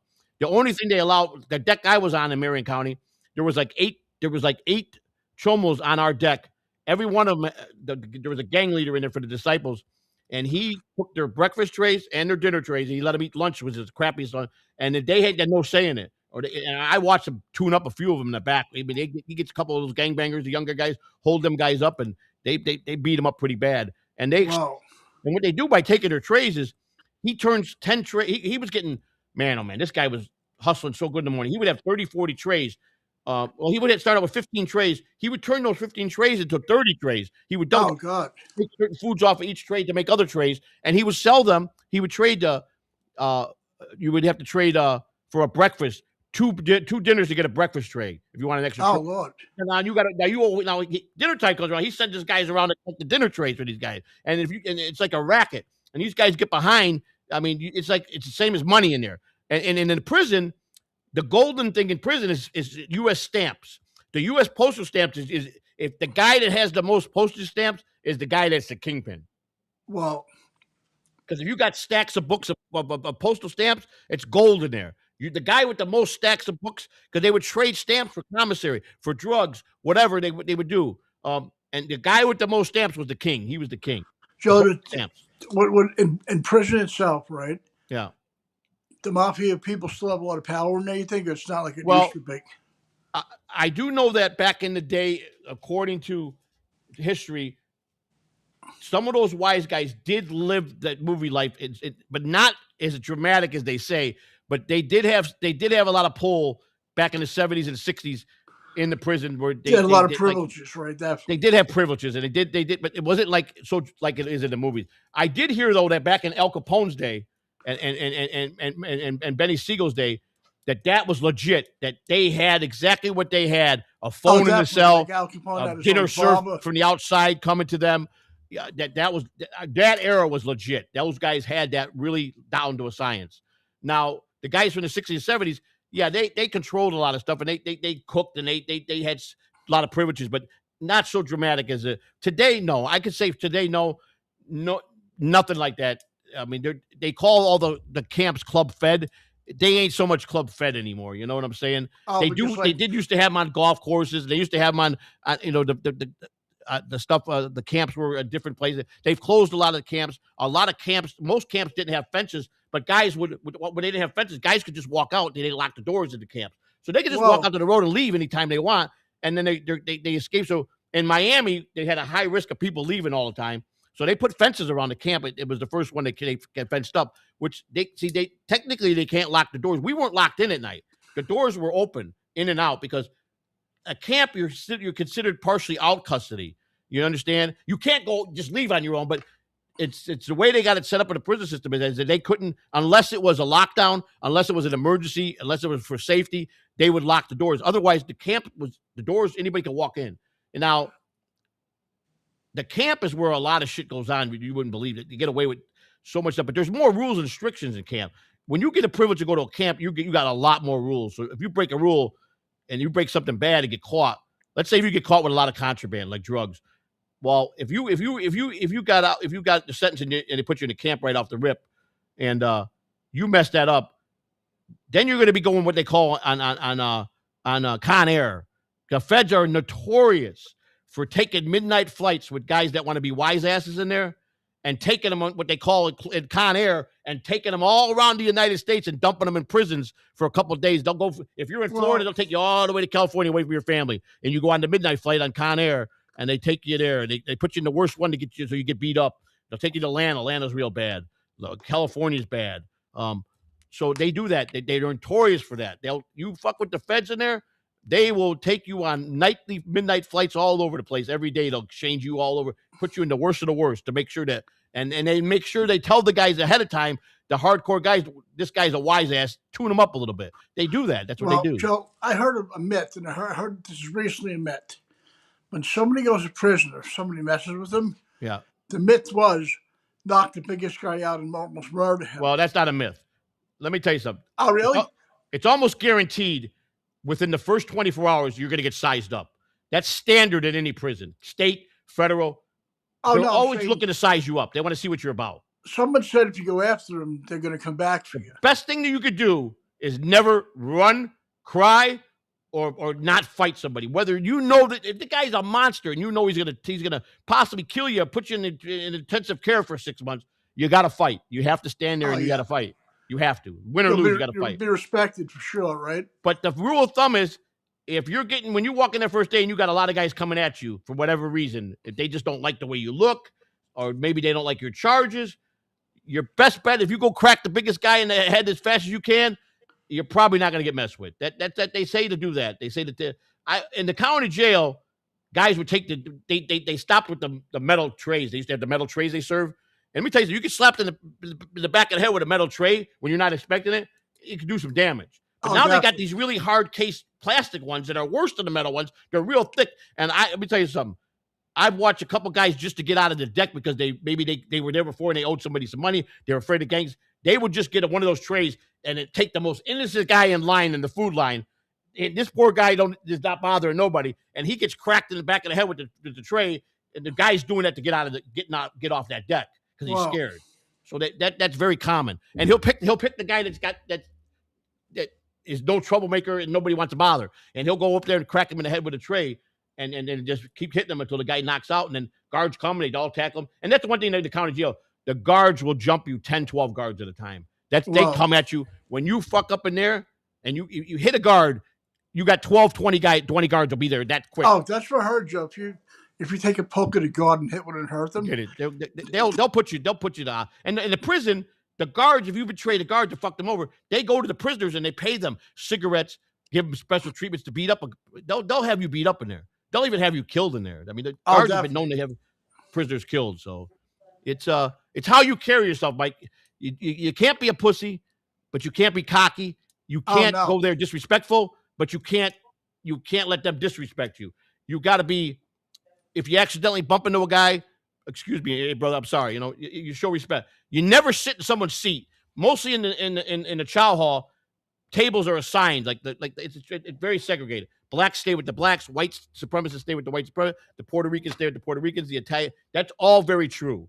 In prison, the segregation is very true. You stick with your own kind, and usually the tables, everybody's got a table, a section. And the same, you sit at the same seat, like the head guy who's ever the head for the white supremacist.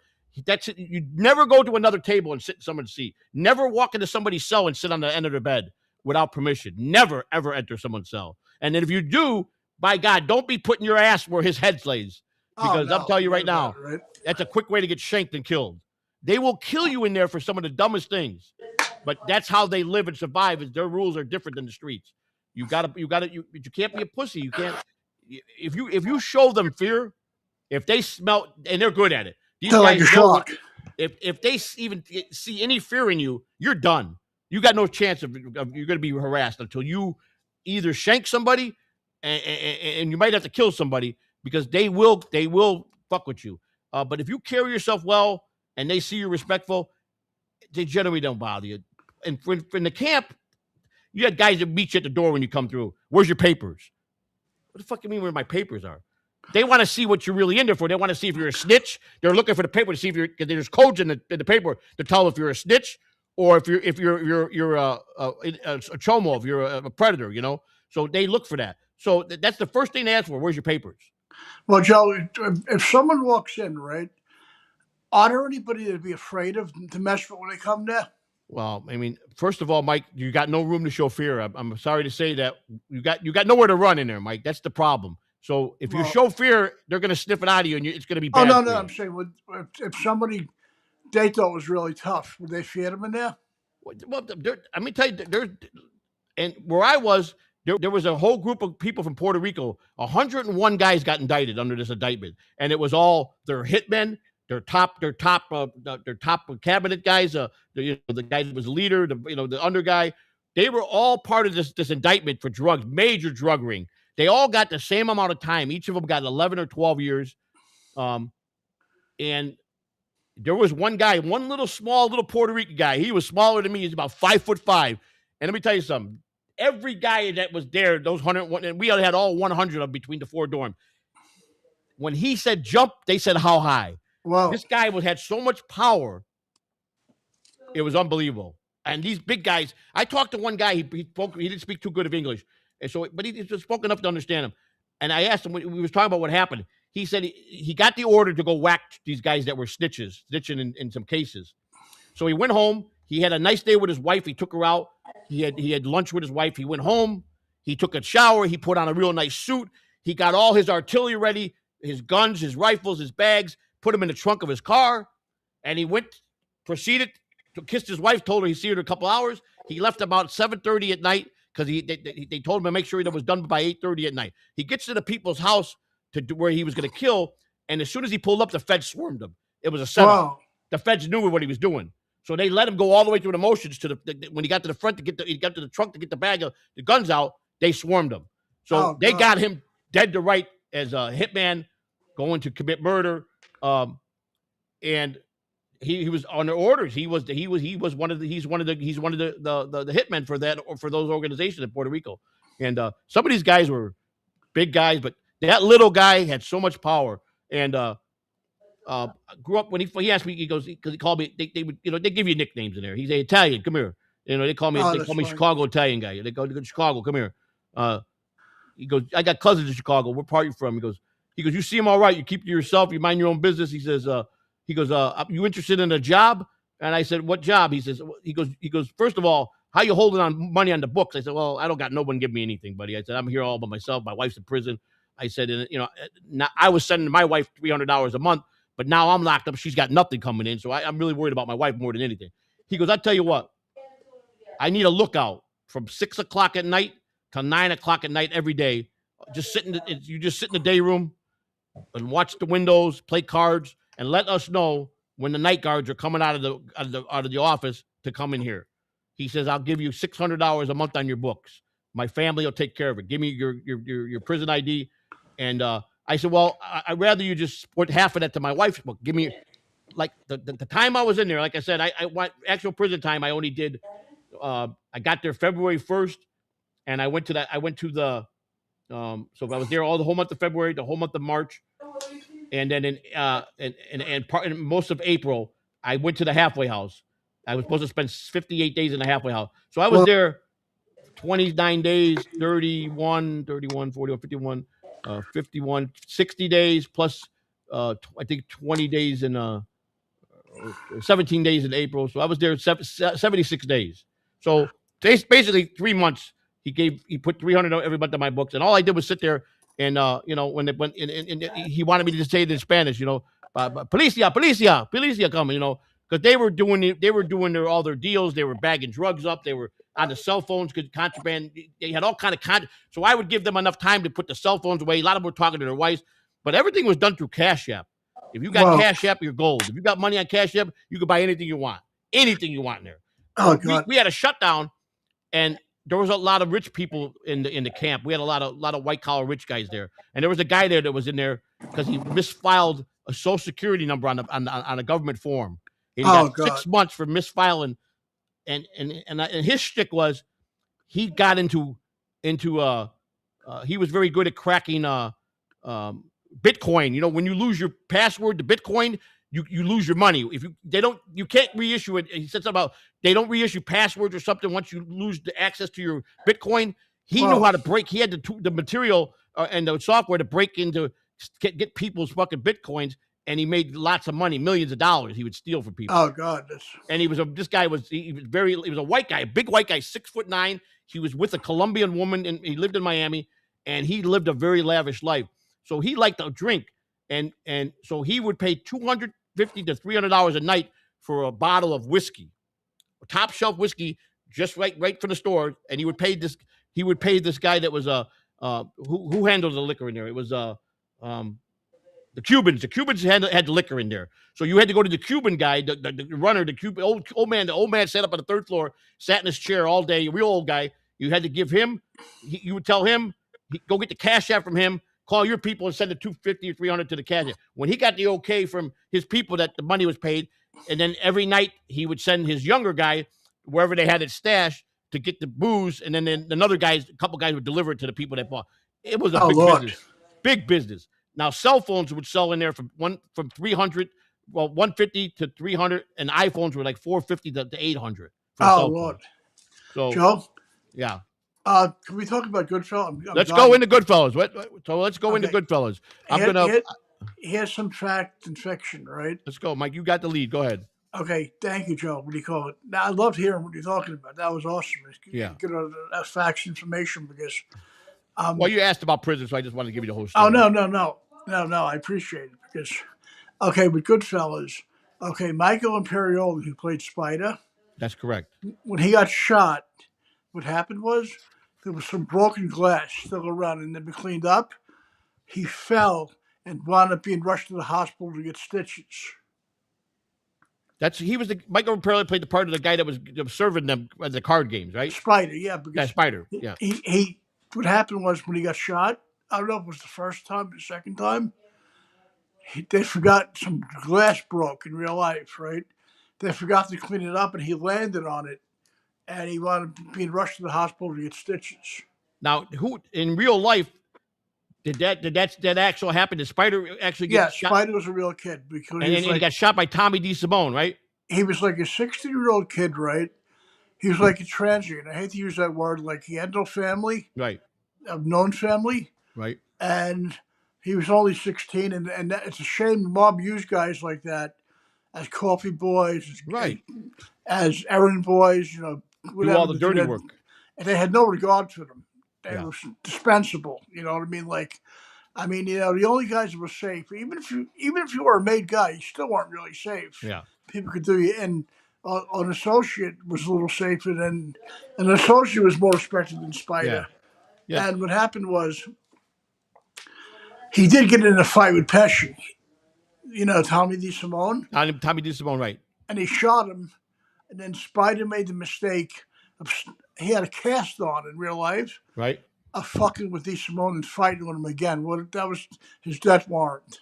Yeah, that's when he got shot. So, because the real guy we're talking about that Pesci played was Tommy DeSimone, Oh, who was he actually he was a Mad Hatter, absolutely. yeah, he was an oddball. He was a guy that wasn't like he did because he whacked a made guy. That's what happened. Why He killed two of them. He killed Billy Bats in real and life. he killed another guy named Foxy, who was a close friend of Right. Gotti, right? That's right. Gotti's the one that actually clipped Tommy DeSimone, wasn't he?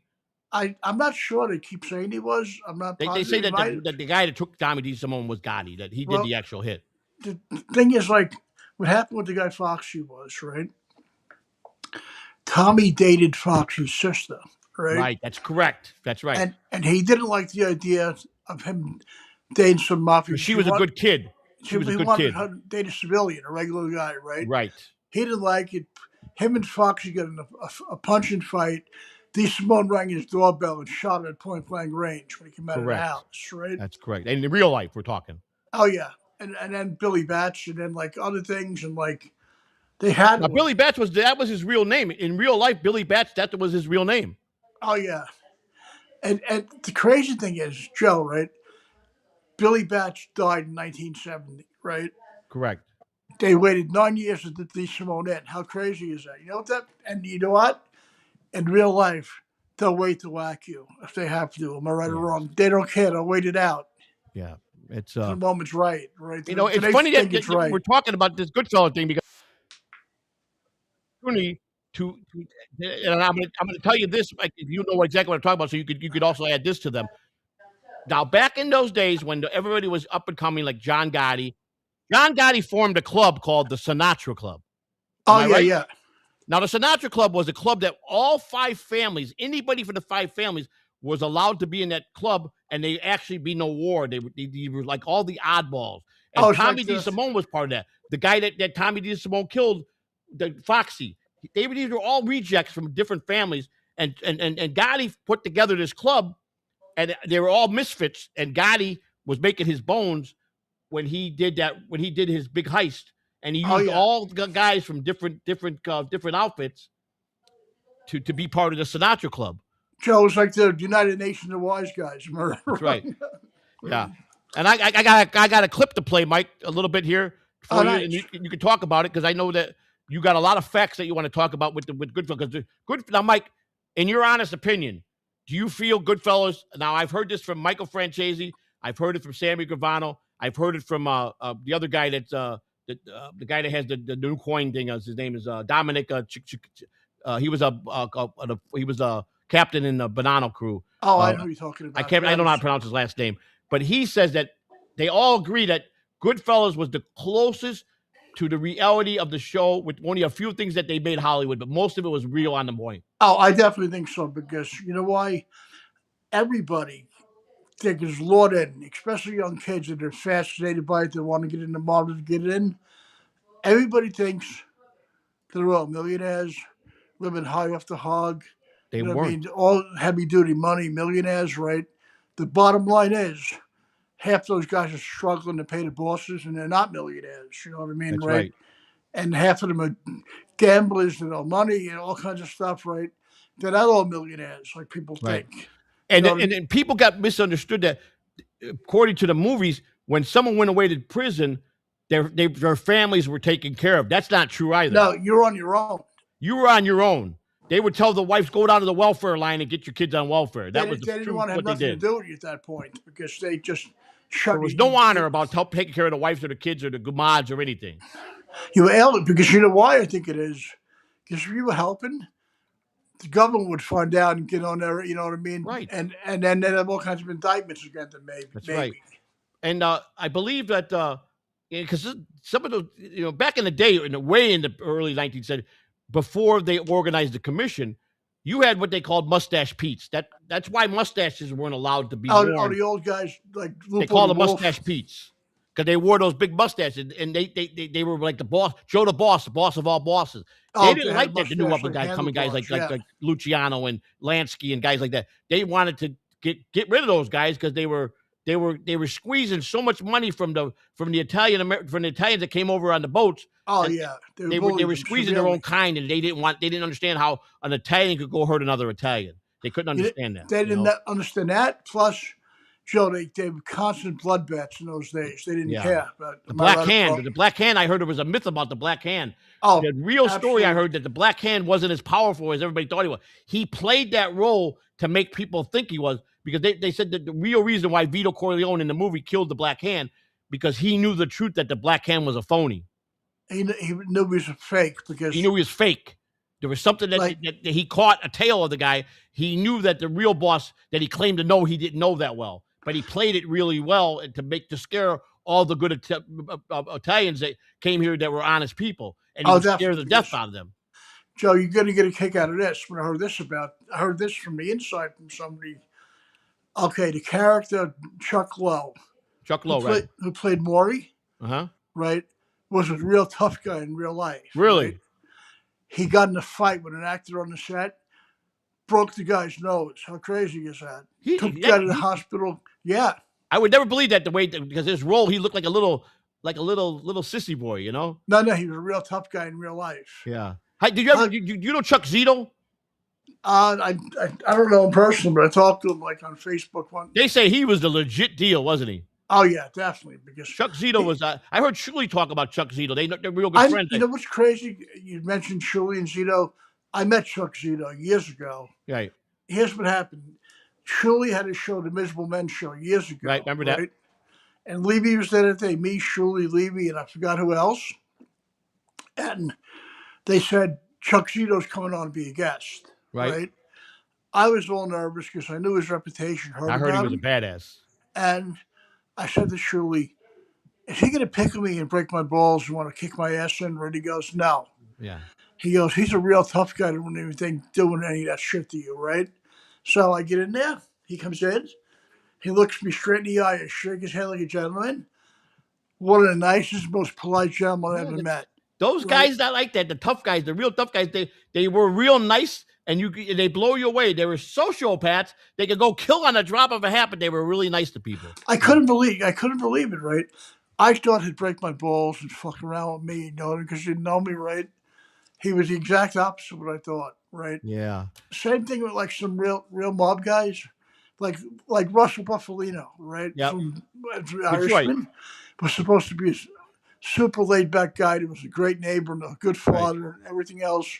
But he was a sociopath the other day. We got a super tip, Mike. I'm going to play someone. The fans like us to play these as we come in, so I'm going to play this for them. I want them. They don't know if they leave or something, and then they don't get to see it play. So this one is from Steven Seagal, I believe it calls. That's what he called. And I believe we got. Wait, where is Mario Bosco? We're talking about Italians and mobsters, but we don't have the tiny man-child who thinks he's the most cannoli. Io dico che è una stronzata. Hey, me, Big Mike, give that little figa a call and get him on stream. Mike, I just asked you about Mario Bosco, didn't I today? Yes. I asked Mike. It's funny thank you for that super. That was nice of you. I asked, right, Mike and I got in the back of the studio. I said, Mike, let me ask you, do you know Mario Bosco? I know, yeah. Tell me a little bit about Mario.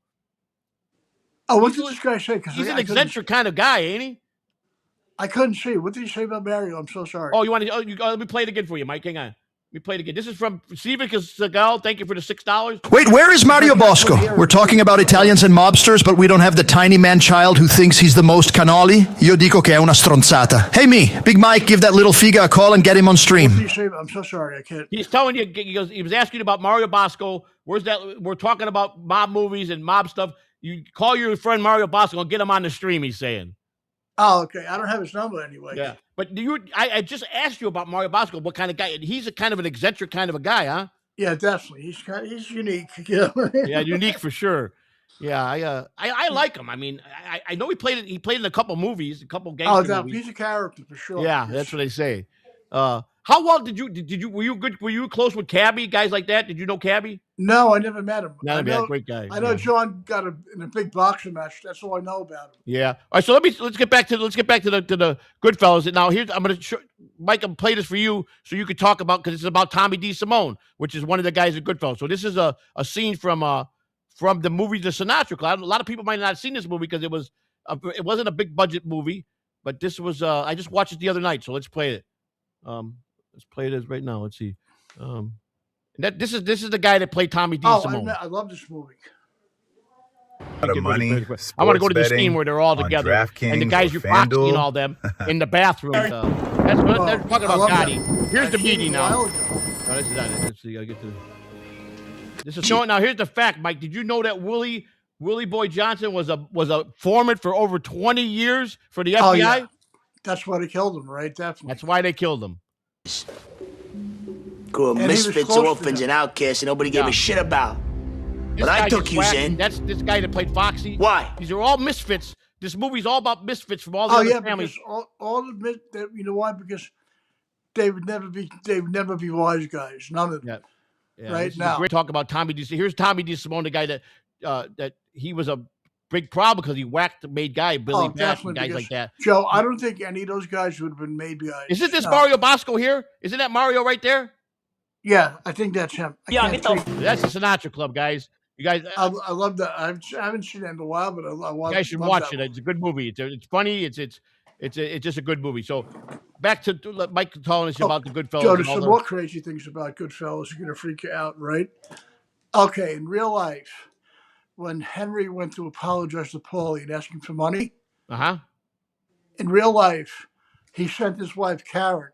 That's correct. For the money, right? Because he was terrified of what Paulie would do to him. Yeah.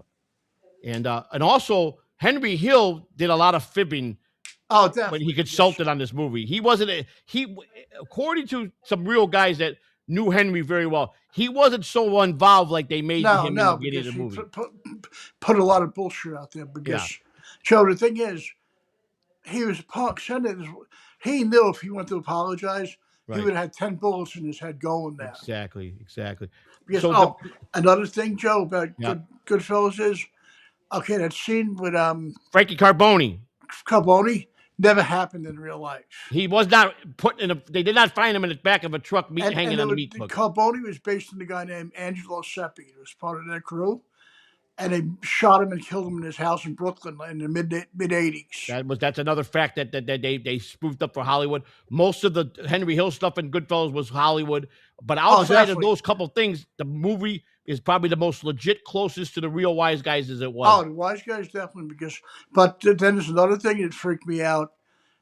You know, in the scene when I introduced him, this is Joey so and so, Tommy Big, whatever. I introduced right in the Wise Guys. Yeah.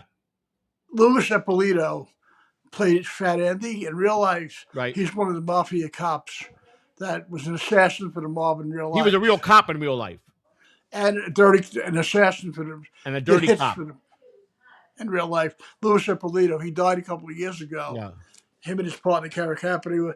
How crazy is that? That's crazy. Turn people over and actually do hits for the mob. Yeah, when you were telling me about this last week, when you said you don't want to do fiction versus fact, you were so knowledgeable about this movie. I knew that no movie's perfect. No, there's going to be some Hollywood in some movies. That's what I'm saying. We know that, but some of them are bad. Some of them are all Hollywood. But they say that the two top ones that were so close to reality, with a few tweaks in there for Hollywood, was Goodfellas and Casino. Oh, Casino was pretty much on the money because they used the real guy that did all the stuff in Vegas. Oh, definitely, because as the guy that was on set to tell them, like Marty Scorsese when they were doing Casino, they wanted to do the New York style for the Chicago, and Frank Collada told him, we don't use that term. We don't use forget about it. We don't do that. No, because we call it jag-off, That's what we, and Marty didn't know that he wanted to go with the New York. It wouldn't work because that's not how we did it. And he was the real hole-in-the-wall gang leader that broke in all the jewelry stores. And the thing is, I think like with accuracy with Goodfellas, all the wise guys were accurate, but they added some stuff Yeah, here and there. yeah. But one other thing, Joe, about the fun thing about Goodfellas was that the guy that played the attorney, the attorney general, I think it was Uh-huh. going to put Hill in the program. Right. That was guy- a real FBI agent. That was the guy that Played his own, real life. He played his own in real self. life was him. He was Richard cast as something his name himself. was, wasn't he? He was the agent that was going to put him in the program. Absolutely. How crazy is that? He played in a couple movies, other movies where he played himself as the actual agent. And he was one of the guys that went on record in Chicago when he was assigned to the Chicago Task Force to say that the true men of all men was Tony Accardo. Everybody, every cop in the city of Chicago, every FBI agent respected Accardo so much. They all attended his funeral. And he said that they had so much respect for guys like him and Paul Castellano. Paul Castellano taking off the hit off, taking off he took the Donnie Brasco hit off. That reminds me. We forgot to cover Donnie Brasco. Right. We got about 15 minutes, Mike. We can cover a little bit of Donnie Brasco next. You got a lot of facts about Donnie Brasco, don't you? Okay. The thing is, right, I heard Lefty was a lot different in real life. Number one. Yes. I heard he wasn't as much of a sad sack as they made him out to be. He wasn't. That he was more respected than people made him out to be in the movie. Correct. Because he did like 26 hits for those guys. They had to respect him and fear him somehow. Am I right or wrong, right? And I heard he looked shabby in the movie. He dressed way better. Had good Lefty Ruggiero was his last name, right? Good taste, yeah. In real life, his name is Lefty Ruggiero. I think he played. They used his real name. Well, here's the real. And the most important thing, Joe, they changed it around was Lefty didn't die and get killed like that. He died of cancer in 1994. When he took off all his jewelry and gave his wife a kiss, or his living girlfriend, and told her he put his wallet there, he left everything behind. That really didn't happen. He was very well respected, and I'm going to show you. He died of cancer, Joe, years later. And the thing is, the FBI actually picked him up off the street before the mob got to him. You know, right? Yes. And he wanted, and when he came out of jail, right? The FBI was on his ass because he wanted to kill Henry Hill still to that day, right? And they asked him what he was going to do, but that time he was a sickly old man. But Joe, talking about, that's what I was going to say, men among men. Sonny Black was the one that really got murdered. That's correct. Right. But the thing about him is, right, he knew he was going to die. When they called him for a meeting, he was the one that gave his jewelry, his car, everything to his bartender in the club. And he said, I'm going to a meeting. I may not come back. Right. I got a surprise for you, Mike, because you know so much about Lefty Ruggiero. This is my surprise for you. I've got actual wiretaps of Lefty talking to Donnie Brasco. Real wiretap for the FBI I'm going to play. Okay, great. I love this. And I think that this would be great. I think, let me see where it's at. Let me make sure I did that right. But the thing is, Joe, he was a man among men because he knew he was going to die, and he went. He wasn't a punk like Hill. No, he wasn't. Hang on, I got to do it this way. I got to go back in here and do it this way. Okay. Let me see how so I got it. I got actual wiretaps of Lefty. So let me go here and now. Okay, there we go. Did it come up here? Let me see. Where's my button here? Joe, this is flowing. Here it is. Good. This is it. You're gonna enjoy this, Mike. This is my gift to you for today. Oh, thank you. Now I just got to go here. Here we go. Here we play this. This is the actual wiretaps. You know, let me tell you something. What? This whole fucking conversation with my wife for the last 45 minutes is all based on you. What's the matter now? Hey, Donnie, it's the real Donnie Brasco and the real Lefty Ruggiero talking. Let me tell you something. Now listen to me carefully. I'm listening. Oh, you're gonna listen. I had a 4.5-hour meeting about you again today. For what? Donnie, don't say for what. Well, Left, you know, you say don't say for what. How do I know? I don't even know what you're talking about. Who else is involved? A mirror. Well, what's this guy want? What, you know? Want nothing. What I tell you, you son of a bitch, that you got me aggravated about this Rocky. What about him? Right? Rocky admitted that you made $250,000 in excess amount of money, and I'm not going to bring it on my phone. I'm not bringing my phone up, and you know what I'm talking about. That you took $125,000 off him. From where? You say from where? Donnie, Rocky, I went at Mirror till I got in trouble. I said, another big sit down. Now, you believe him or you believe me? Let me tell you something. How many times did you was in Cecil's? How many times was I in Cecil? Yeah. I was there like two, 3 times. You said at the door. You told me once you were there. No, I told you once I worked there. Told you I was there like. Your question the first time. You said at the door once, but you were there 2, 3 times. Yeah. Okay. All right.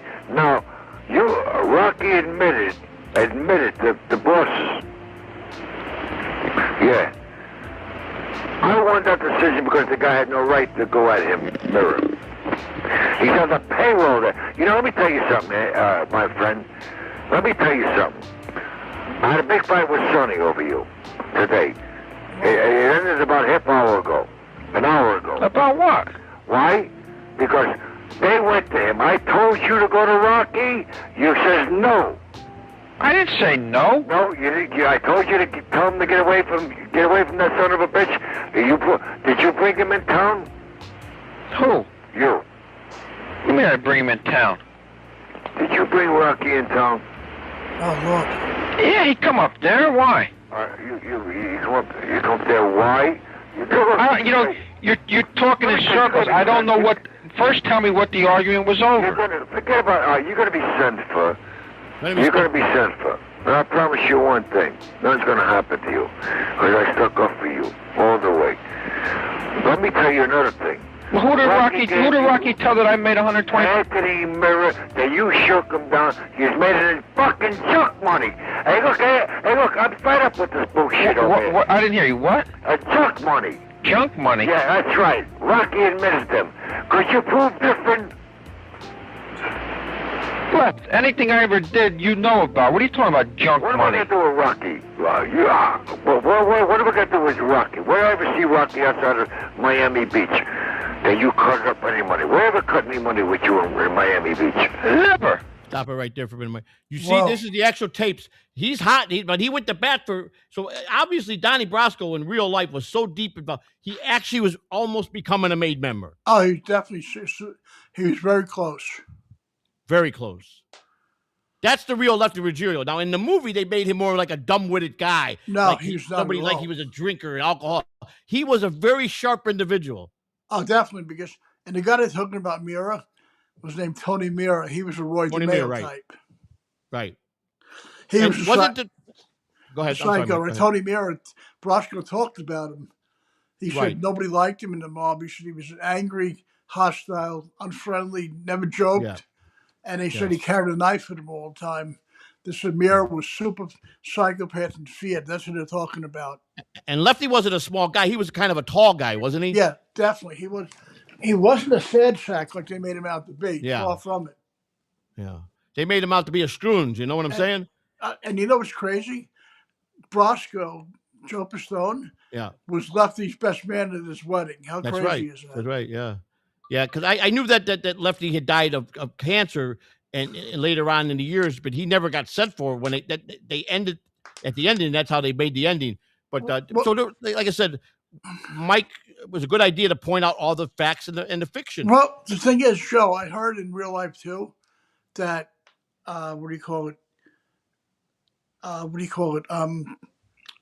when after Sonny Black died, Sonny Red was a real person too, wasn't he? Oh, definitely. That's Bruno's father. That was Bruno's father, wasn't it? Oh, no. This Sonny Red you're thinking about. Yeah, Sonny Red, I mean, yeah. Black. Here's what happened, right? Brasco called up his girlfriend after Sonny had died. Right. And she said, I want you to know, Donnie, that Sonny totally loves you, right? Uh-huh. And he had nothing against you for turning him in because he said he did his job better than we did ours. Yeah. How crazy, he goes. He said he was good at his job and he caught us. And I'm not blaming him. I still love Donnie. That's what he said. It was so crazy. That's true.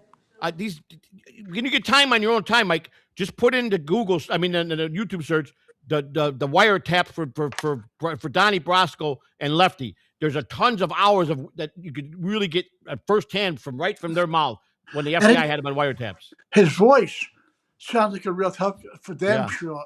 Yeah. But you see how Donnie Brasco was playing dumb, and then Lefty was getting hot with him. Come on, Donnie. What are you telling me? You know what I'm surprised about, though, Joe, on the wiretap? That Donnie had the balls to fucking fight Lefty like that. Yeah, he did. I mean, in real life, when Joe Pistone has been interviewed quite a bit, he really had to take his family out of the country. He had to leave the bureau. There was a contract to kill him and his whole family. He had to leave the country. He left to another country for a lot of years. He just recently, I believe, he just recently came back within the last few years back to the States. And I don't even think he lives here anymore. I think Well, Joe, he was still alive at the time. Yeah. I'm sure they would have sent Roy DeMeo after him. Oh yeah, well that's another Roy DeMeo we're gonna cover one day. There's a guy we might need to take a whole show to cover because he was an interesting character. They would have definitely, because he was still alive at the time of the Brasco thing. Yep. And they definitely would have sent him after him, I'm sure. Yeah, that's true. But Paul had to take him out because that crew was getting too wild. They were being cowboys and doing things their own way, and there was too many bodies coming up, cut up all over the place. Plus, the thing is, Roy killed that fucking vacuum cleaner kid who was a civilian. Right, because he was all paranoid. He was all psyched out paranoid. He killed that kid, that sales kid, yeah, college kid. And you know what I heard? I don't know how true it is, Joe. I heard Roy felt terrible about killing him. Well, they said that it made him nuts, but he was so paranoid that because he knew he was a butcher, wasn't he? A butcher in real life? Oh, definitely. He was worked in a butcher shop, and that's why he butchered everybody that he killed. He cut them up just like they were a piece of meat, like a cow, and he didn't catch their body all over the place. How sick is he? He was I think he was worse than Albert Anastasia. Albert Anastasia, he was a nut job himself because when he took over for back in the day. Yeah, but the thing is, like Anastasia, Joe would probably just shoot you, strangle you, right? Yes. He wasn't hacking people up. But he was Costello's guy back in the day. Anastasia was loyal to Costello. Definitely. But he wasn't loyal to Genovese. Genovese, he wanted him out, but he was loyal to and they wind up killing him. Who was the guy they killed in the barbershop and he still was crunched on the cigar? Which guy was that? Oh no, barbershop? Remember the barbershop guy when they killed him when the FBI came in, he still had the cigar in his mouth. Oh, that was Carmine Galante. Galante, yeah, that's right. Carmine Galante, that's right. And the guy that tried to whack out Frank Costello was we all know was part of the Genovese family. Was the guy that walked around with the bathrobe telling everybody. Oh yeah. Interesting character too as well. Now they did a series, The Godfather of Harlem, and he's in that series. The guy that plays him is Johnny DiFront. What's his name? The actor. He played in all the. I'd probably know if I see it. I'm not really sure. Cop in the New York cop show SUV, the SUV unit. I never watched. I got to watch The Godfather of Harlem. His name John D. His name is John D. I don't know how to pronounce his last name. He plays the guy, the gangster in that movie, and he was the actual guy that Bumpy Johnson. He partnered a lot with Bumpy Johnson. But he walked around Greenwich. He would go in the shower with an umbrella when the feds would show up at his door, and he'd be singing to himself in the shower with his clothes on. Yeah, he really had the FBI convinced. I heard he did that when the FBI came looking for him. Yeah, he walked through Greenwich Village with a bathrobe, but he almost pulled it off until he screwed up one day and they caught him. But he was a mastermind. He was the guy that tried to. They hired that Genovese hired to whack out the failed hit. Crazy, Joe. He would have been an Emmy Award-winning actor. And you know something? And here's the other true thing: they didn't kill him, but mostly if you go on a hit and you fail and you don't succeed, they kill you. You're automatically killed. Of course. And they didn't kill him, so because he was Genovese's driver. He started out. Why didn't kill him? They probably figured he was useful for them. Yeah, he got lucky. He did some time. Oh, definitely. He was a smart guy, man. Anybody else, you're right, they would have murdered him for that. He would have been anybody on a failed hit. It's automatically you're going to be murdered. You were killed instantly. And the other thing that we didn't cover tonight that we're going to do another day is The Sopranos. Oh, definitely. What two things in The Sopranos? We're going to wrap it up here. What two things in The Sopranos, Mike, would have been a no-no? Okay, that kid Noah. The black kid that was going out with Tony's daughter. Black kid Noah was Tony's breaking his balls. And Noah never would have said to him, I'm going to punch your lights out in real life. What would have happened in real life if he talked to a boss like that? Tony would have put a bullet in the back of his skull in the driveway. He would have been in the trunk of the car and on the way to fucking Yonkers, wouldn't he? Or Tony would have put a bullet in his skull in the driveway, or he might have just sent some people out to get him instead. He of would have doing never on made his it through the own. night. Right. The fact that he was black and dating his daughter was already probably not in his favor, you know. Also, another quick thing, right? What do you call it? Christopher would have never got drunk and shot the nightclub up and shot at Tony. They would have murdered him for that. Yeah. Yeah, very interesting. And what was the other key factor? We're going to wrap it up because I'm going to double check. We got no more super tips. Make sure we got no more super chats. Maybe we could look at a couple of chats and wrap up. But what was the other key factor in The Sopranos that would never, ever, ever would have been real in real life?